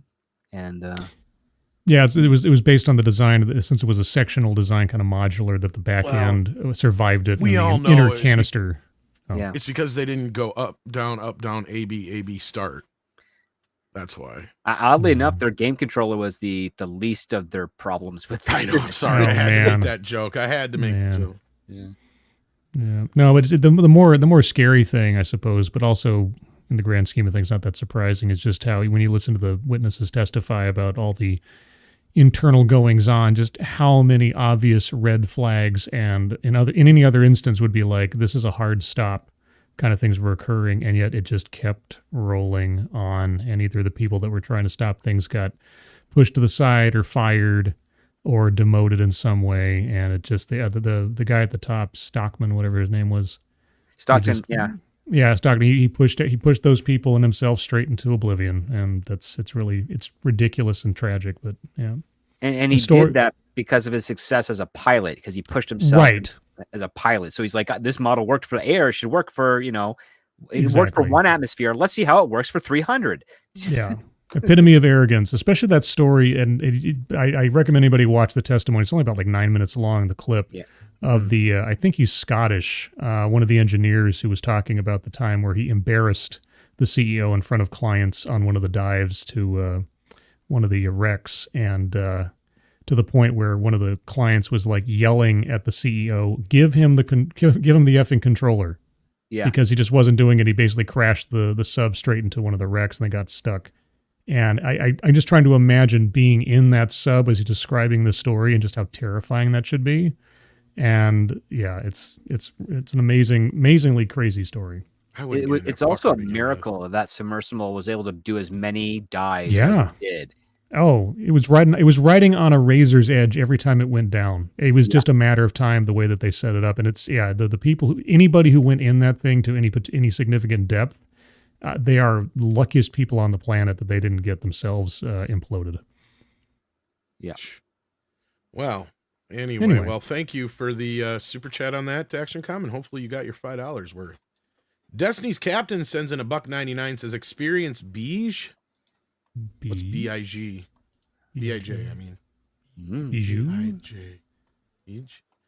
I wasn't sure if you meant Beetlejuice, like with an L instead of an I or something like that, or what? What's beige? Autocorrect. Experience beige. Blowjob? You don't have to send in another. Whoa. You don't have to send in another super chat. I didn't catch your response in the chat yet. There's no I in blowjob. Not that I knew of. Intense. But I do like eye contact. Low intense. It's Klingon suffering. Oh, it's a Klingon word. Gotcha. Oh, okay, that makes sense now. Oh, it's Klingon hell. nerd. Oh, dude. Oh. As far as that script didn't get that one. I don't think the spelling was 100% correct, or maybe I'm just more familiar with the proper pronunciation. Maybe I said it wrong. Yeah, because there's Silvercore, and that's in hell. Joe Pat 87 sends in 499, says, I heard some things about removing the ban feature from platform I can only refer to as Twix. Oh, they won't let you write X on here? That's funny. Yeah, well, it's not exactly that. They're not removing the ban feature. What my understanding is going to be is, say, if you have somebody blocked, or they have you blocked, I should say, you can still see their public posts.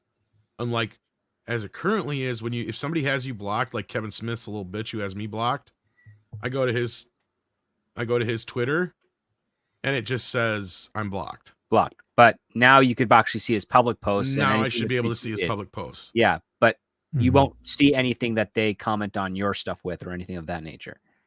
Yeah. Has this already been implemented? I don't know if it has yet, but it's supposed to be getting implemented. Let me see. Scott Mendelson has me blocked. They'll probably roll it out regionally first, just to trial. I'm blocked by Scott Mendelson too. Yeah, I'm still blocked by him. So until it still must not have been implemented yet. But but Elon did confirm this. So ActionCom sends in 10. It's a script. What's Hollywood's attitude towards undersea exploration? When it comes down to it, that stuff basically just underwater filming. That would make Dr. Bob Ballard the Spielberg of deep sea. Maybe. As far as I know, they don't really care. I mean, it's mostly documentaries. Mostly, yeah. When they do film underwater, it's usually in a very controlled environment, large, huge tanks that they use. They don't actually go out to the ocean to film underwater. Like Jaws, for instance, they just hired those people from Australia to go film, and they just kept reusing that footage over and over again for the next 3 films. Pretty much. Yeah.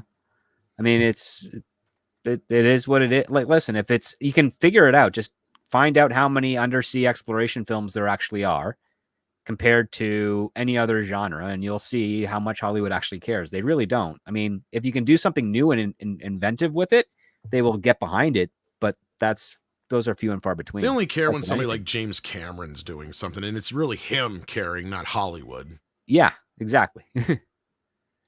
But I see the question. I get where you're coming from. And yeah, my problem with all this shit in general, any kind of exploration, flying, anything technologically, relying on some sort of technology right now scares the piss out of me. Because I don't think any of these people alive now, these younger people that are running this shit, have any fucking clue what they're doing. Because I don't think they've been properly trained. I don't think they've actually gone up the ranks and learned how to do this shit. I think there's been a big, huge problem. And I guess, yes, I'm getting into this DEI stuff with this. I do think it's a big problem. Well, the ones that do it aren't interested in doing it for that reason. And that's the problem. They're also expensive and they have better things to do with their time. The ones that are doing it are trying to get to those levels and they're trying to take shortcuts. So that's where you have those problems. So yeah, and Mikey's still very upset. I'm sorry, Mikey. I know you were hoping Kurtzman was gone. I was hoping for some sort of confirmation. I saw the notification, then I let me tell you where we're at right now. Okay, so we got this from an Express Press UK, or whatever the hell it's called, or expresspress.com fucking website. So it's a very sketchy website, so we don't really have anything to go on that's solid. But there has been a bunch of layoffs at CBS Paramount today. They're supposed to be dropping 15% of their personnel, and 50% of Paramount Plus is supposed to be getting the axe. So there is some credence to this. There were some higher profile people being let go, not exactly huge profile, but higher profile. Kurtzman is a name that has not come up yet, though, so we can't confirm it. I had somebody we all know reach out to somebody who knows somebody at Skydance, and they said they hadn't heard anything like that. That was the quote I got, basically. Well, so, the article posts a bunch of quotes too. It says, "Thank you, Alex Kurtzman is trending on social media." Well, trending. The article I have a plan as to how I can still get what I want, though. Now you're making me think now, because I know where secret hideouts offices are because I've been there. Did you know that? Uh-oh. I know where they are too. I do remember you've been around there. Yeah, you've talked. I know where you live. So all I got to do is script flights to the U.S. I pick him up all VIP style. And then what we have is a coup. I storm the offices and I install Script Doctor as the rightful executive producer and studio head. I don't think that's how it works. That's not how a hostile takeover works. I'm gonna go in straps and Script. No, I got a vest for Script. Don't worry, no one will hurt him. I think I know how Mikey's operating. He's basically taking the premise that Christian Ritter did in Don't Trust the Bee in Apartment 23. Just like go in there, act like Are you shitting me? He's trying to be Hans Gruber. Yeah, and you're supporting this. I am gonna Hans Gruber die You hard. better fucking hope there's no John McClane hanging out at Paramount Secret Hideout that day. There's no one competent enough at Secret Hideout to be John Bullshit. McClane. They probably have some fucking like. The only way I'm going to encounter any resistance is if they're like, if I go by the latte machine, those soy boys. Dude, trust me, they hired the whitest fucking security guard who never made it through the police academy. He wanted to be a cop so goddamn bad, and his ass is going to take your fucking brown ass out because you weren't thinking about that. I'm going to get Script in there. I'm going to break into the because he's got a gun. Ho, ho, ho. I do. You know what's crazy is that things are going okay for me. I'm actually probably going to be able to head out to LA and down to the States for Christmas time. Yay! Well, that's good. That's good. That's good news. And then we got ActionCom, who sends in another 2. Thank you for being very supportive today. He says, you want pretentious the monkey's head. Oh, fuck. Yes. Head was great. What are you talking about? That was a great movie. Head's kind of fucked up, but at least Head's fun to watch. Exactly. It's fun to watch. Man Who Fell to Earth is literally just David Bowie wandering around for 2 fucking hours. Oh, doing a lot of drugs. Head is the one with the monkeys. Yeah, Yes. Head at least is entertaining to watch. It's one of those so pretentious is bad, but it's still good because I kind of like it, and it has good Yeah. music on it, and it like I don't know, it's cool. That Because they're helps. Same likable. thing You with the all like watching Head? yeah, it's my favorite kind. Batheth.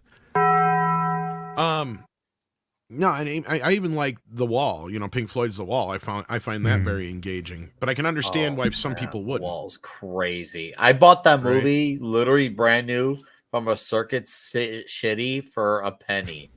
Brand new in the shrink wrap. I remember because I bought some albums like, hey, you a Pink Floyd fan? I'm like, yeah, Pink Floyd's cool. Like, The Wall's for a penny. I'm like, what's the catch? Like, oh, there is no catch.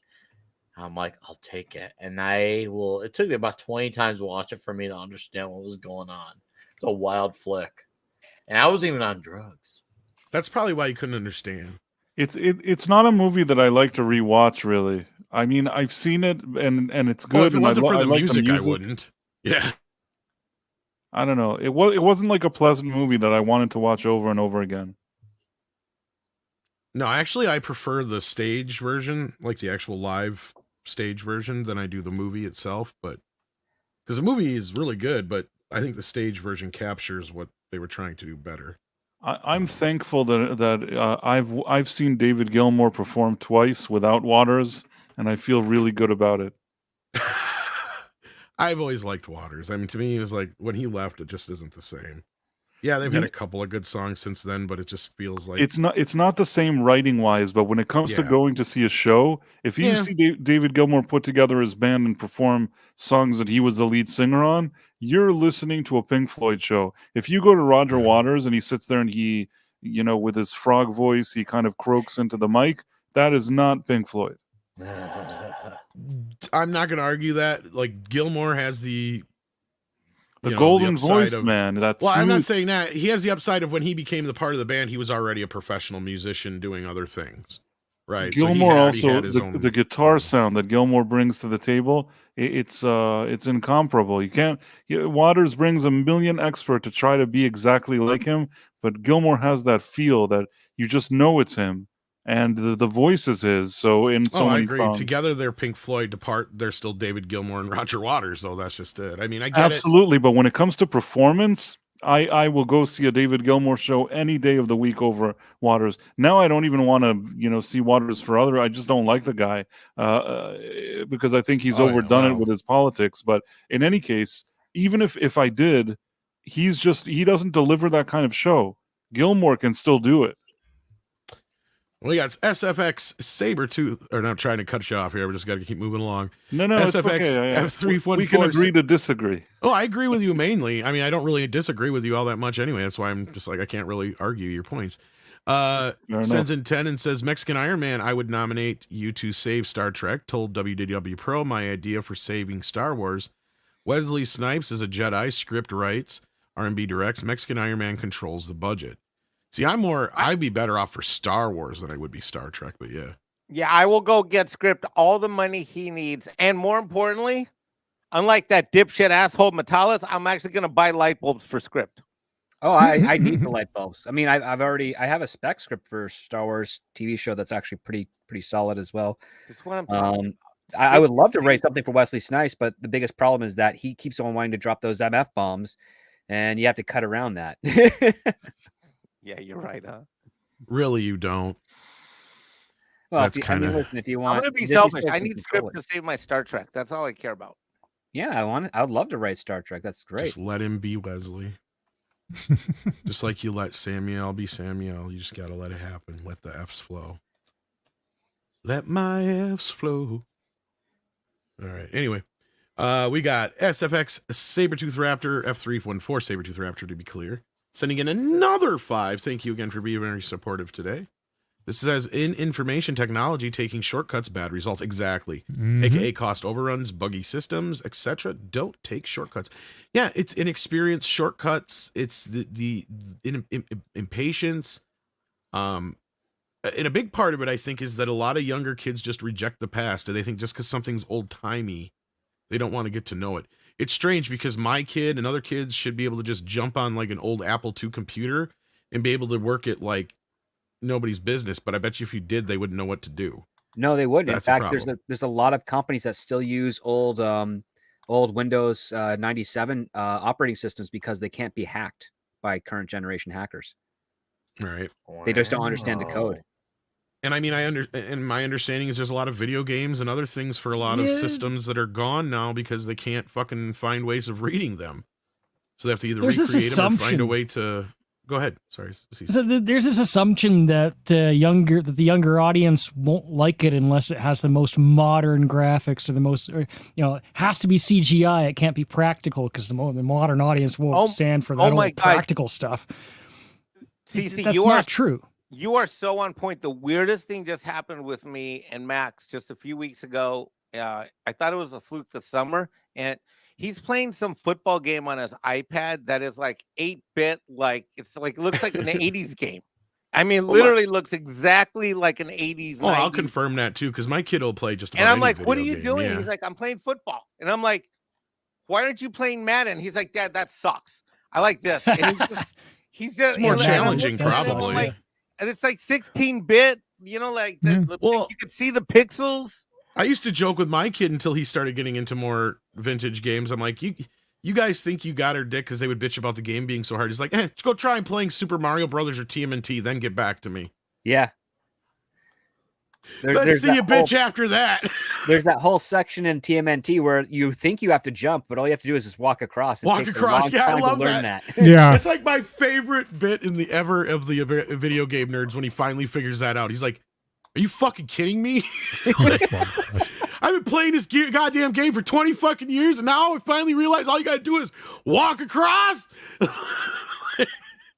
Well, I remember having arguments with kids at the in elementary school when, like, I think I told this story before, when Super Nintendo came out, and I still had the NES because my family wasn't like rich or anything. And I'd go to their houses and I'd play these games with super new graphics and oh my gosh, and I mean all the 3D stuff and this, that, and the other. And it's like, Legend of Zelda's a better game. And they'd be like, no, the graphics, dude, the graphics. I'm like, no, it's pretty looking, but this game is boring. I want to go back and play Legend of Zelda. Well, that's the thing. The thing is with the graphics, when it seems like there's a lot of games because of things being visually looking nice, a lot of these games are definitely ones where they're basically now part movies now or part show because it's all about the cutscenes. Whereas a lot of, and it's not, obviously this is not like an absolute thing. This is just games nowadays are holding your hands a lot more. Not all of them, because I hear a lot of people say Elden Ring, you really have to actually play the game. And I know that drives normies crazy, but that's what games normally used to be known for. Like every now and then you have a cutscene, and that would just be kind of like a bonus. Now they make that a reliant thing for the it's basically a movie now. Yeah, for the gamer to just pass the time by actually watching it rather That's than actually basically living the way it. I played through the last, like Red Dead Redemption 2. That got me so sucked in. I just kept playing through because I just wanted to get through the story. Right? Like I could give a fuck about everything else. I just kept going just to get through the story. Eventually, it's like, because I got so sucked into, I'm like, I got to see what happens next. It was almost like a fucking TV series, right? No, I mean, those were good to the point, but like to Scribe's point as well, he's not wrong. The first Legend of Zelda is better because number one, Zelda has a cool laser sword ranged weapon, and number two, the puzzles are far more engaging. Oh yeah, I definitely didn't get the same kind of engagement or satisfaction I would get out of playing like Donkey Kong or Pac-Man or any of those older games. Even when cutscenes were still part of the game, but they weren't the whole game, right? Even those games were still at least more exciting in my opinion. Like even some of the Star Wars games, like Episode 3 and 1 or 2 that I can think of offhand, were a lot of fun just to play. You know, the X-Wing and TIE Fighter and X-Wing versus TIE Fighter had some fun cutscenes. TIE Fighter was great. A lot of the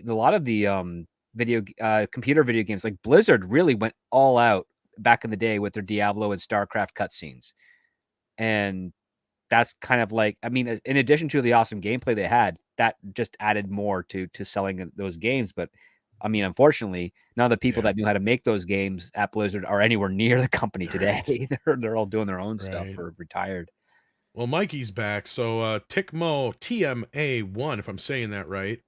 Or is it Tycho? Tycho TMA1. There we go. I don't even know where I got the other one part of there. $2 says, did I miss your Star Trek graveyard, Mike? What does that mean? I think he was talking about your dance that you were doing. You were all excited, and now you're let down. Oh, dancing on Kurtzman's grave. Well, here's the thing. I saw the notification. I just saw the title on my phone.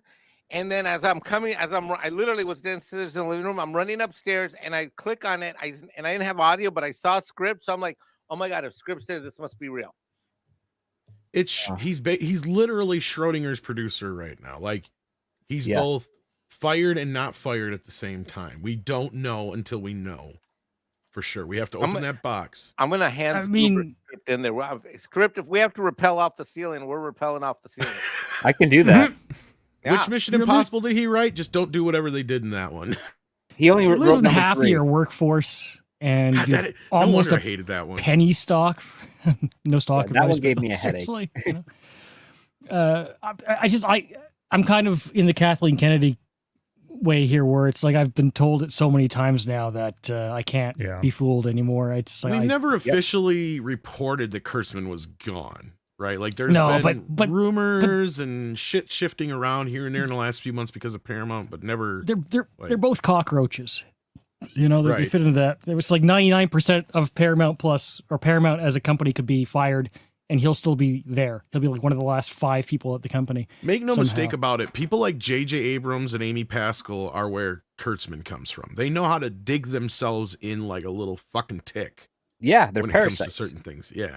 And they're parasites and they know how to sell. And you know what the sad thing is that if this were the 1980s, they would never be anywhere near a screenplay, but they would be making the posters. They'd be doing the ad campaigns. They'd be selling the hell out of that movie to an audience, and they'd be making a lot more money doing it. But for some strange reason, they thought that they were good enough to tell stories as opposed to pitching. It's funny you ideas. mentioned that. I just had this like idea for a story that's kind of brewing, and I think I figured out where shit went really wrong. Like just in general, before this woke shut, any of that. I think I know what killed both movies and the movie star at the same time. Uh-oh. Posters. I'm not kidding. Go back and look. About 2000, mid 2000s, between 15 years ago roughly, is about when this shit started happening. When you had the agents coming in and arguing where their stars were going to be placed on the posters, how big their heads were going to be on the posters. That's where the floating head posters started coming in, and every poster was blue and orange, and it was just the same after the same after the same after the same. Because we did have movies coming out then that were basically like the old school movies, right? They were being sold on the movie star, whether it was Tom Cruise or The Rock or whoever, insert, at that time, Will Smith, whatever. But something happened. And I'm like looking at these posters and I'm thinking, I wonder if this is part of the problem. Because that's a big part of it, besides the movies just being too generic. Don't get me wrong. That didn't help.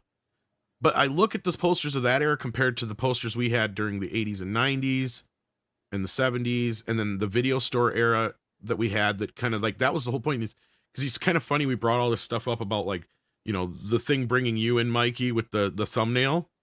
Like, that's what kind of made me think of all this shit, was how basically those videos would lie the fuck out of us back in the day. Like, yeah. We knew the posters were also simpler. Like, it would just be either one of the actors on the poster, and then there's a brief period between like 86 and 89 where you'd have like the lead on the poster, but then you have a bunch of boxes along the bottom with like individual faces of some other actors in there. But it was let me give you an just example. One still image, yeah. This movie here, let me make myself bigger here. Devilfish, yeah.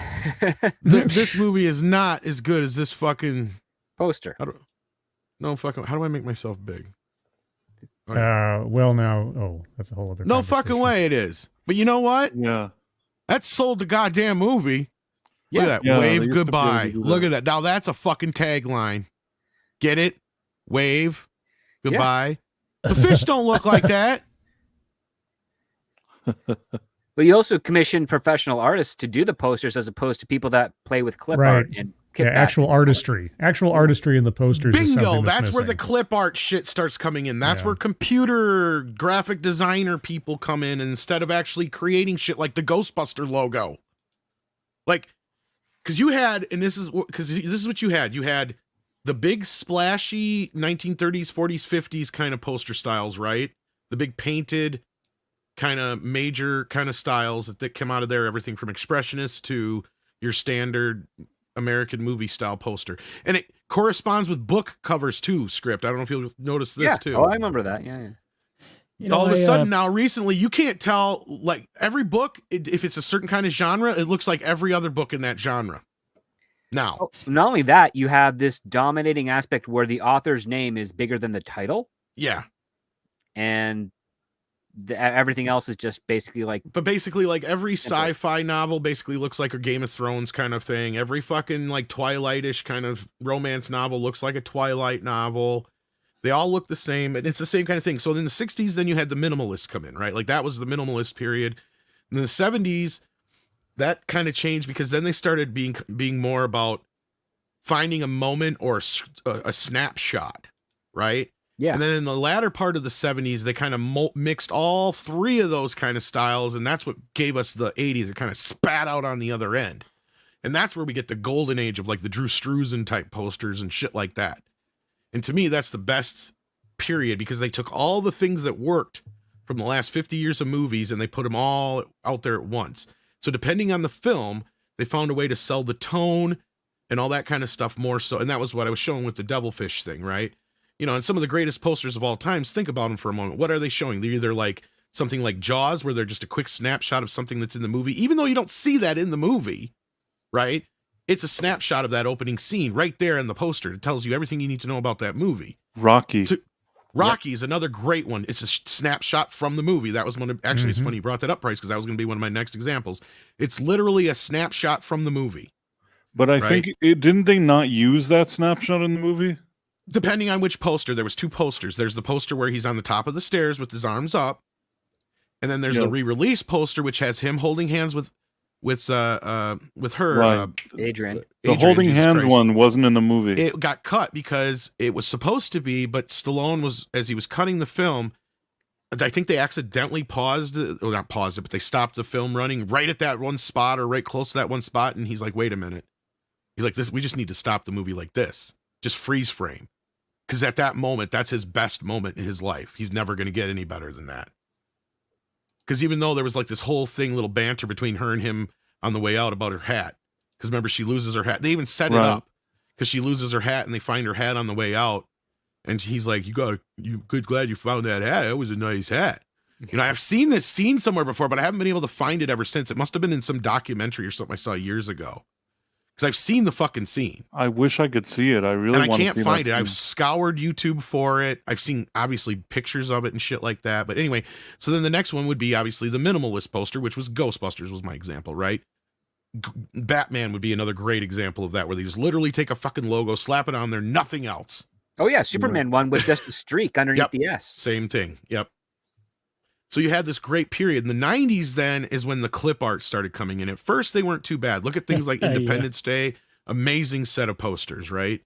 And then you also had the set of posters come in, the character posters, like with X-Men. Right? And this is when shit starts to change. And then you get in through, and then at about that point is when we started just getting into this thing where the posters, like, you couldn't tell a movie half the time just by looking at the poster unless you knew the cast, right? Because it was just floating fucking heads. And the character posters I love the most were from Batman Forever when they first came out. They had like the Riddler poster and the Two-Face That was kind poster. of the beginning of the floating heads, though. See, that's the thing, Scribe. It was kind of the precursor. The main one, but I'm talking about the individual one, where it's just the question mark and the bat symbol. You then had the Two-Face one, which is just the yin and yang with the blood. Teaser posters. Yeah. Oh, yeah, the little companion stuff. Yeah. My sister is a graphic artist, right? Now she grew up her whole life painting, like actual paintings by hand, you know, with a brush and paint, you know, old school. And she was fantastic at it. And she went to school to try and make a career out of it. And she still does great work.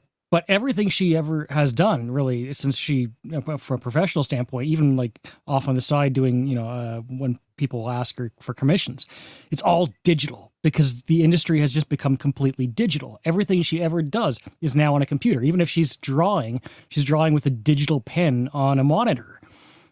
Just nobody's asking for old school actual paint anymore, right? And it's kind of like that. That's where the industry is gone. It's the industry standard in movies and music. You have to use a click track, right? Because it's the industry standard. If you want to get in, it kind of just forces everybody, regardless of whether or not they have an analog talent, to operate digitally. Metronomes. It's perfect lines, right? Like there's something about something handcrafted. It's never a perfectly straight line. It's never 100% on the beat. It's never. No, it's That's never the a perfect biggest 90 issue degrees. with It the might be 89. metronome. It's like, It's the biggest yeah. issue with the metronome because everything is so perfectly polished, it doesn't even sound human at some points. Especially then you add in the we're going to digital talk about that in a production minute on top of here. it. It's funny you brought that up too, but I just wanted to finish off the poster talk because like this is one of my most favorite teaser posters of all time, and this is a great example of what you can do. This is a poster that's better than the fucking movie. Yes. Oh God, yeah. But like, you know, to CC's point, one of the things that like the industry standard stuff is really just your threshold to get in to see, are you disciplined enough to actually do what the industry wants? Once you get in, you can do whatever the heck you want afterwards. I know guys who got in doing like nothing but 3D modeling for special effects. They mostly work in practical stuff now on independent films because people want them for the work. So they build models, they build all the stuff physically. Sometimes they carve it out of wood or mold it out of plastic, or sometimes they use a 3D printer or whatnot, and then they do it out there. However, oddly enough, you know, when they want to get a big studio job, they say, "Oh, you got to do it in we need a 3D model." And sometimes they will do the 3D model, or they'll build a physical one and they'll just use a 3D scanner and put the model in there and then send it off that way. That's just kind of like the things that go around in the industry. But personally, I think there's going to be a nice little shift over the next few years where practical is going to become a bit more cheaper and utilized a bit more in the future, because there's something about it that's more convincing than what's been currently happening with CG, given the fact that so many CG compositing and digital effects companies have such a fleeting career compared to the old school practical effects companies that lasted anywhere from like a decade to 20 years. Mm-hmm. And yeah, this is kind of relevant right now because I don't know if you guys saw this. Oh, I saw that. And I was gonna say, I'm sure most of you knew where I was going to go with this. Okay, so is it or isn't it? Here's the thing, because there's people that are arguing now that the reason you think there's an extra finger and there's not is because is it the index finger? Is that the first finger? The index finger is the first finger. Yep. Yeah, it is actually tucked behind. What we think is we're seeing is the index finger is actually his middle finger. And it's tucked behind there. And so this piece of the finger that we're seeing cut off is actually the pinky. Yeah. So there's people that are arguing that is what it is. It's not actual AI art. It's a bad shot, though. It's still bad enough that, yeah, it doesn't look good. And it's blended so much there that you can't tell. See, like the crease there looks like it's a double wide. And I can see now why people are, because you can kind of see the difference there between the two fingers. Here's the other part, too. He's bending his ring finger in a inhuman way. Yeah, there's that as well. And there's no way that between the first knuckle on your ring finger is that long that it can extend that far out on the human hand.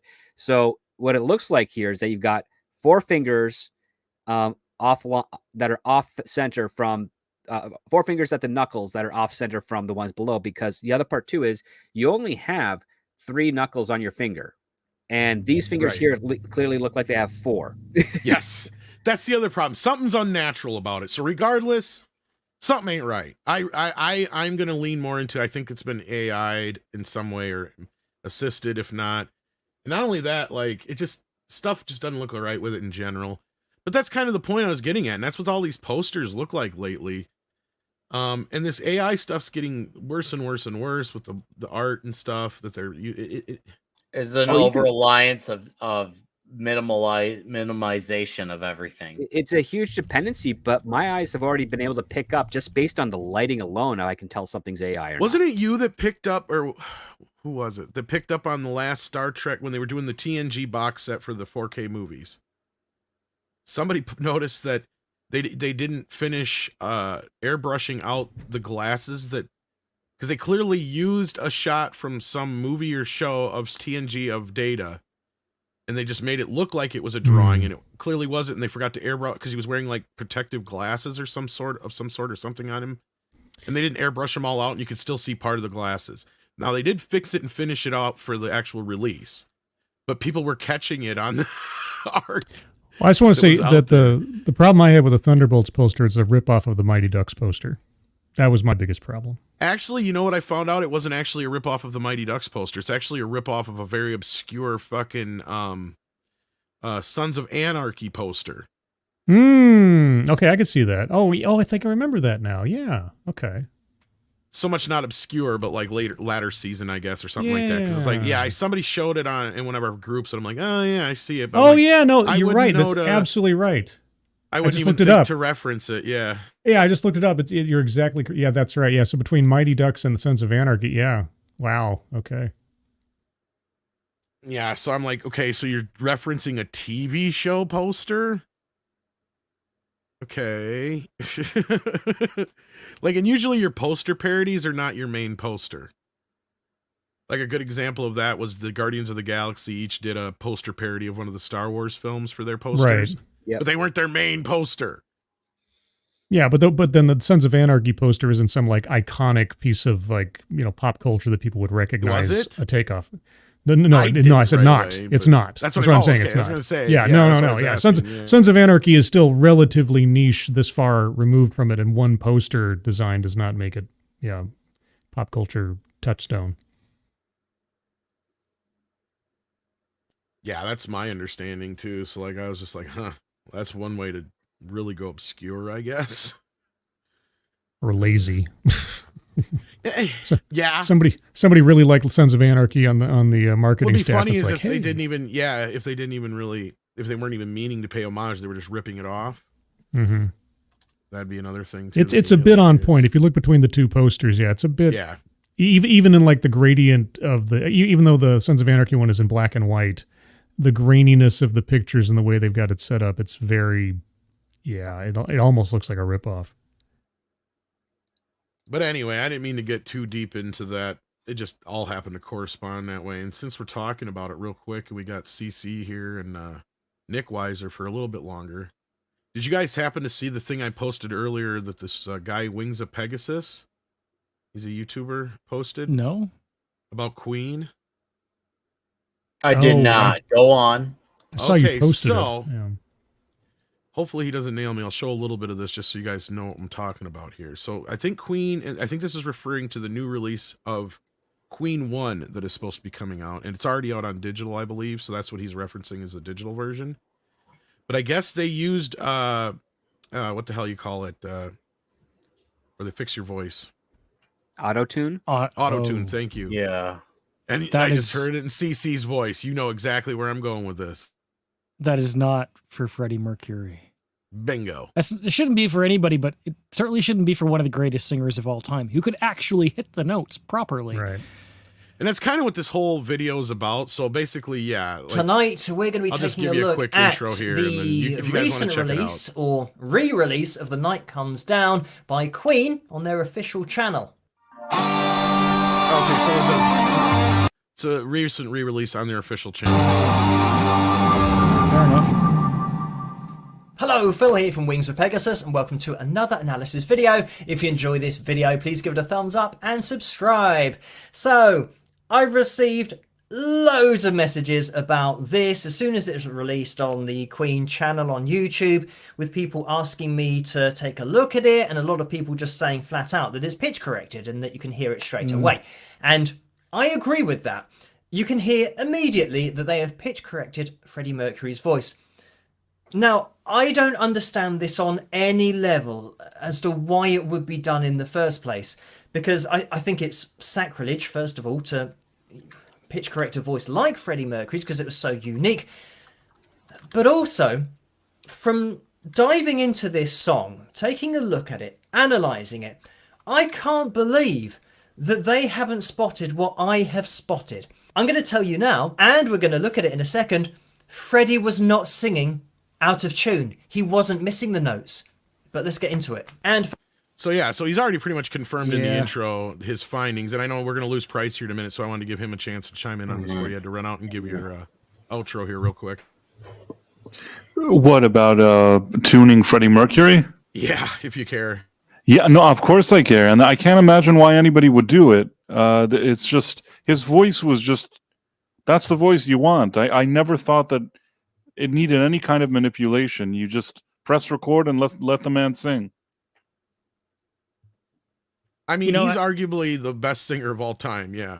Yeah, I As- mean, regardless, even if you like the music, you don't like the music, you like the style, you don't like the style, the things this guy could do with his voice was just phenomena. Like Almost I'll inhuman. just say this: he could have been an opera singer. He could have been whatever he wanted. If he wasn't a rock singer, he had other options in the world of singing. Yeah. And do you have a show coming up tonight or anytime soon you want to plug on your way out? Yeah, I have the Night Owl at 11:45 p.m. It's on my live channel, Price of Reason Live, and on the regular channel, Price of Reason, I did a video that I just posted today about the Transformers flopping. If anybody feels like watching it, as usual, thanks for having me on, and I'll see you guys Of course. Thursday. No problem, brother. Take care of yourself and check out Price's channels. And yeah, we'll see you soon, Take brother. care, dude. Bye, guys. Oh, Nick, you're gonna get Bye, a DM Price. from me. Sounds good. All So right. we'll get back into super chats here in just a minute. I just wanted to show you guys this quick, and I know CC, you were about to say something, so go ahead and. I was going to say it's another reason to be really diligent about preservation, right. because music gets so many remasters. You can't you go onto Spotify, and most of the songs you're listening to, particularly from the classic pre-digital era, they're not going to be the best version of that song. You go onto Spotify, you're probably going to get this new crappy version of this song, right? It's like there's 10 different remasters, whereas like the best cut, sometimes a remaster is good, but I would say the majority of the time it diminishes the quality of the audio, right? So where does that original cut go? Like you have to dig it up somewhere off the internet. That's to why find you it. gotta It's have like- physical media as much as possible. I know some stuff that gets older gets harder to find. I get how it is, but Discogs can be your good friend as well, unless you're one of those players where you have to have brand new. I mean, you could sell for a used copy. There's still people who sell really good condition of used copies, whether it's CD or LP. So, and even if you're one of those guys who's even cassette, because cassettes have gained back a very super niche audience in the last few years. It's definitely happening. Definitely not as strong as vinyl, but the point being is there is now audience again for it. But yes, that's the best way to get that. I mean, especially I feel like consider it's Midnight Sedge, and we talk about the niche of the niche when it comes to these subjects. Think people actually understand what we're talking about these things. If you really want the best quality, you definitely want to stick with the physical, because no matter how many versions, remasters, remixes, the digital files always compress the music. Well, there's that, and depending on who remasters it and how they remaster it. See, like that's the thing is, I'm not actually against the remix remastering process as long as it's done by a competent person. Because in that case, I've explained it before. Because what they're doing there is they're actually taking each individual track and feeding it as a digital track, and then completely starting, rebuilding the master that way. Because that to me is part of the problem with some of these older masters they have, because they were mastered for audio tape or they were mastered for record, and they weren't quite mastered for digital, which that does make a difference. But now what you have here is when these people are doing these, because now Queen, on the other hand, this is like their third or fourth remastering now of these albums that they're working on. Right, because I have one of the earlier remasters in a whole big box set from a few years back, and I've bought a couple of their newly remastered ones that they just did again here recently. So again, here we are again going through another round of remastering. And to answer, I think, Wings of Pegasus's question on the video here, seriously, who's making these decisions? I think it's Brian May, to be honest with you, because he's the one who seems to have the most control over this shit. Well, then he should know better, because as I put in the private chat, you don't pitch correct Freddie Mercury. Freddie Mercury pitch corrects you. Fuck yes, that is bullshit. Like, I don't give a fuck. Especially in prime. We're talking young prime Freddie here. We're not talking when he was damn near death Freddie. That I can understand, because for those who don't know, when he found out he was going to die, he literally went in and just recorded a bunch of shit and said, "Here, guys, I'm leaving it for you to finish." Because that's how they were able to release a couple albums after he died, because he just went in and recorded a bunch of stuff. And it was like kind of scrap tracked together. It was in a lot better shape than the stuff that the Beatles had to work with, but because it was recorded in a studio. It just wasn't finished, polished tracks for him to sing to. He was singing to, scratch tracks, and then they had to finish off the tracks themselves is the kind of the deal. But he had limited time, he knew, and he just wanted to get as much done as he could while he had the strength. But anyway, real quick, we're just going to show a little bit more of this, and then we're going to get out of this. I know we got some super chats to get to. I just found it very interesting and alarming at the same time. But as I was going to say, because CC knows this, Queen is luckily one of those bands that they're popular enough that the multi-track digital recordings have gotten out there. So you can get I've got my hands somewhere on a hard drive like Bohemian Rhapsody, the entire track session. They are one of the most fan-friendly bands out there. Now, I would say if I had to pick like a number one for that, or probably, I would actually put Linkin Park ahead of that, despite any recent news. They release everything, but Queen is very, very friendly. Yeah. Well, my point is, it's not like the original versions out there. It's not like the fans haven't gotten their hands on them. But my wonder is how many other bands and things this is happening to that we don't know about right away, or people don't catch right away because they're not as popular. But yeah, so he even shows like through a spectral analyzer here how basically, and then it goes into, I'll just fuck it. Anyway, he shows with scientific proof how Freddie was already on pitch or correct. Then they pitch corrected it and technically made it worse.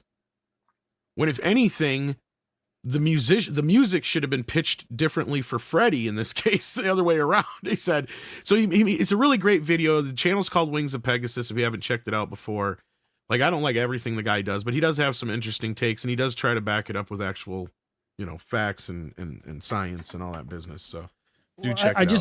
I just add to this because I know that you dissect the 4K releases on film too, and it's the same thing both for film and music. It's a lot of work to find the best cut of something, and I know like nobody's going to have time to do it for everything, but find the stuff that you really care about the most, the stuff you actually listen to or watch with any frequency, and research it.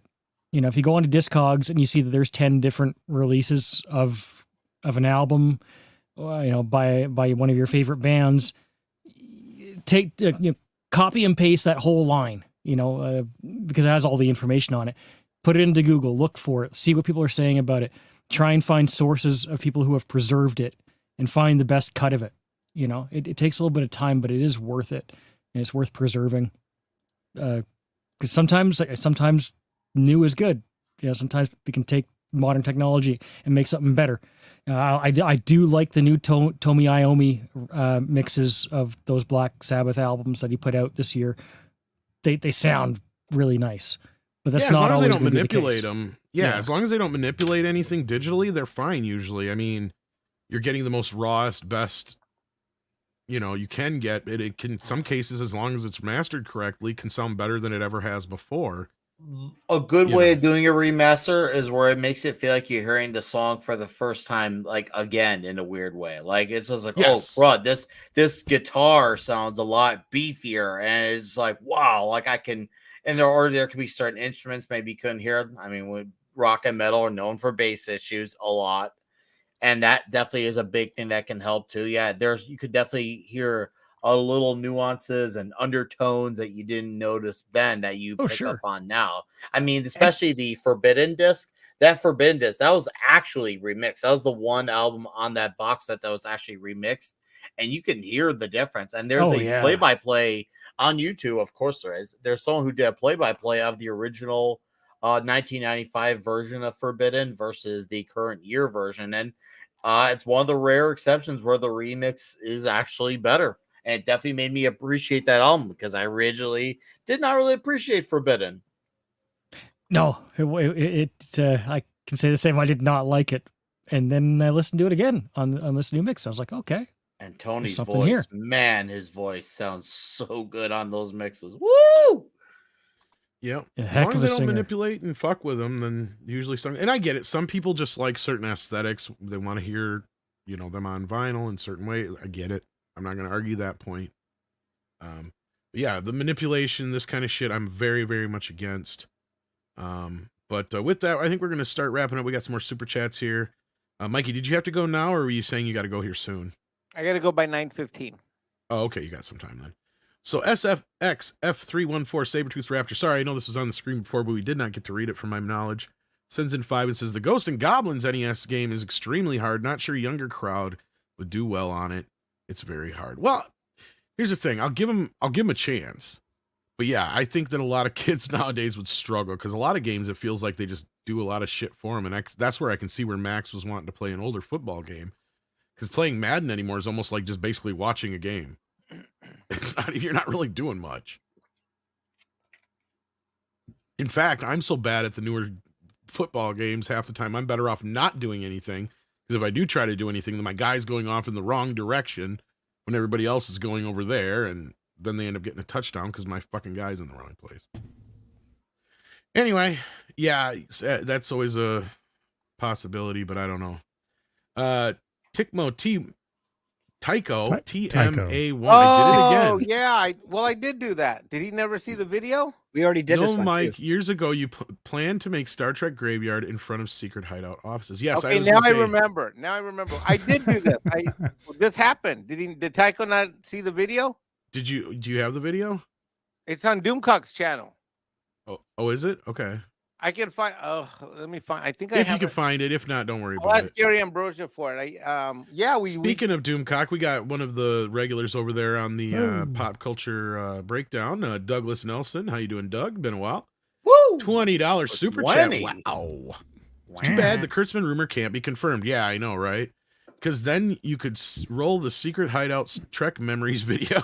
Highlights could be Michael Burnham crying, Logic Extremists, Picard apologizing, and Captain Pike cooking. Yeah, I know, right? Well, and the only reason I think there might, the only other thing that I feel is like there's some kind of validity to this is I heard there was some strong push for Picard, another season or another spin-off Star Trek Legacy thing, whatever you want to call it.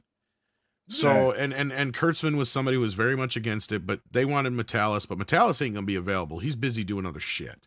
He's got 2 projects in the works right now. Yeah, I don't see him having the time to really do this. But again, never say never because money talks and BS walks. So we'll see how this rolls. And then we got Dearest here who says, different perspective. Posters and trailers were the first expression of the problems in Hollywood, but not the cause. No, but like I think that's what started driving people away from the movie stars and everything like that. And my point was, and I guess I didn't really finish my whole point. Movies like the Marvel movies and stuff, people were going to go see regardless of what the fucking posters look like. That's when movies started becoming that way. It's like people started going to the movie just because of the movie. Right? It wasn't, I'm going to see the latest Spielberg movie, or I'm going to see the latest Tom Cruise movie. It became, I'm going to go see the latest Marvel movie, or the latest Mission Impossible movie, or the latest Transformer movie. Who gives a fuck who's in it? Unless it's like a Star Wars movie and you're worried about Luke Skywalker being in it, right? Like, I mean, that's kind of the way the crowd kind of became at that point. And then you can almost see how they could get to a point where they could see with, you know, the hubris of remaking Ghostbusters, for fuck's sake, and Total Recall and RoboCop and shit. It's a good point, because back before social media, you could insulate a Hollywood star, so people didn't really know what their political views were, and they could have an awful movie. But I mean, you know, like Mel Gibson was attractive to the ladies, and so was Arnold Schwarzenegger, and vice versa with some of the hotter ladies of the day. And you know, they could have a string of awful movies. It probably wasn't good for their career, but people still liked them. You know, they still say, I want to go see that hunk of flesh on screen. But with an IP, if you disrespect it, if you have a bad run of movies, you know, or TV shows or whatever in that space, then you tarnish the IP. Just like with social media, you get Mark Hamill going on Twitter and mouthing off for a couple of years, and people don't really look at him the same way anymore. You know, there was. There you go. You know, it worked, right? Yeah, I think there's something to this. I want to do some more research on it before I put anything together, but who knows? Camelbot Killer sends in $2, says Phil's video, they voiced locked Judy Garland over the rainbow. Phil's video. Who's Phil? The guy from Pegasus. Is that who that is? Oh, okay. Yeah, I guess I never really Phil. caught his name. I just watch his videos once in a while. Like, I really don't get to watch a lot of shit, but stuff just kind of comes across my Unless somebody sends me something, then I usually will. But like otherwise, unless it just pops up and I'm like, oh, that looks interesting. And I'll click on it if I got 10, 15 minutes. You know what I mean? I'm waiting for Andre to send me something or other.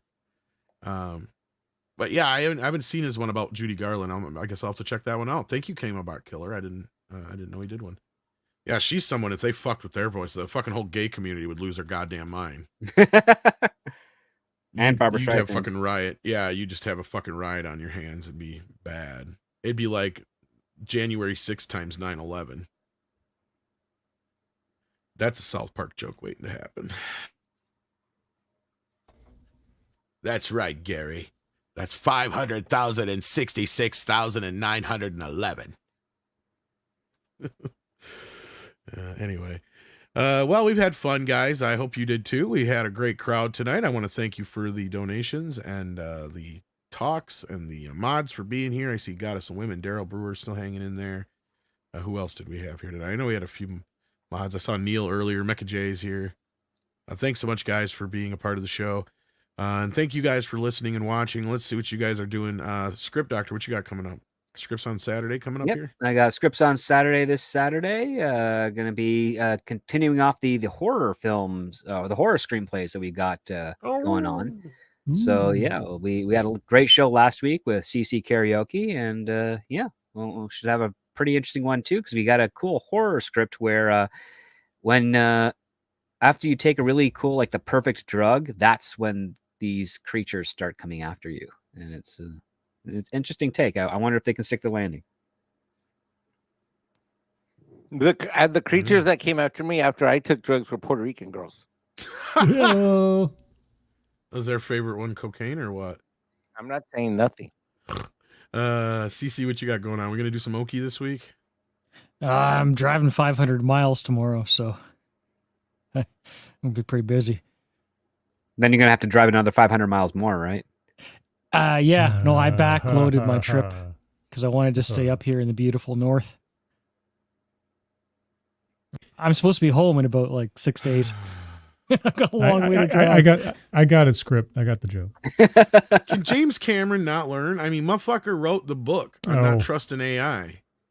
I put on Twitter when I saw this is that James Cameron has also started plotting out the next 6 iterations of the AI group, and plus films and a theme park ride. Jesus Christ. Yeah, he probably is. Fucking Christ. Anyway, Scribe, what you got going on? Well, every Thursday on my channel at 6 p.m. Pacific, 9 p.m. Eastern, I got TED Excellence, where I take a look at off-brand TED Talks with TEDx Bingo and all that good stuff for education and entertainment. And not firmly scheduled yet, but in the near future, I'm going to be doing a review with The Misery Machine, a true crime channel here on YouTube, regarding the Eric and Lyle Menendez Monsters series on Netflix. The second project by Ryan Murphy for Netflix on famous murders and such after Dahmer. And I know that both myself and Misery Machine have plenty to say about how that story was laid out. But that's my big stuff right now. Awesome sauce. Mikey, what you got going on? I'm going to continue to try and not get monetized. Sure. You're doing a good job. Thank you. Nick is going back to school. Back to school. Toxic Tuesdays going back to school. With Billy Madison. I don't know where Nick Weiser went, but we'll be going over there in a little bit. Lady hoo hoo. There you go. So head on over to Nick Weiser's to watch some Toxic Tuesday. Talk Billy Madison. And with that, we're going to get on out of here. Let's do it. What do you guys say? Sure? Why not? Yeah. It's a combination of Dirty Dozen, Seven Samurai,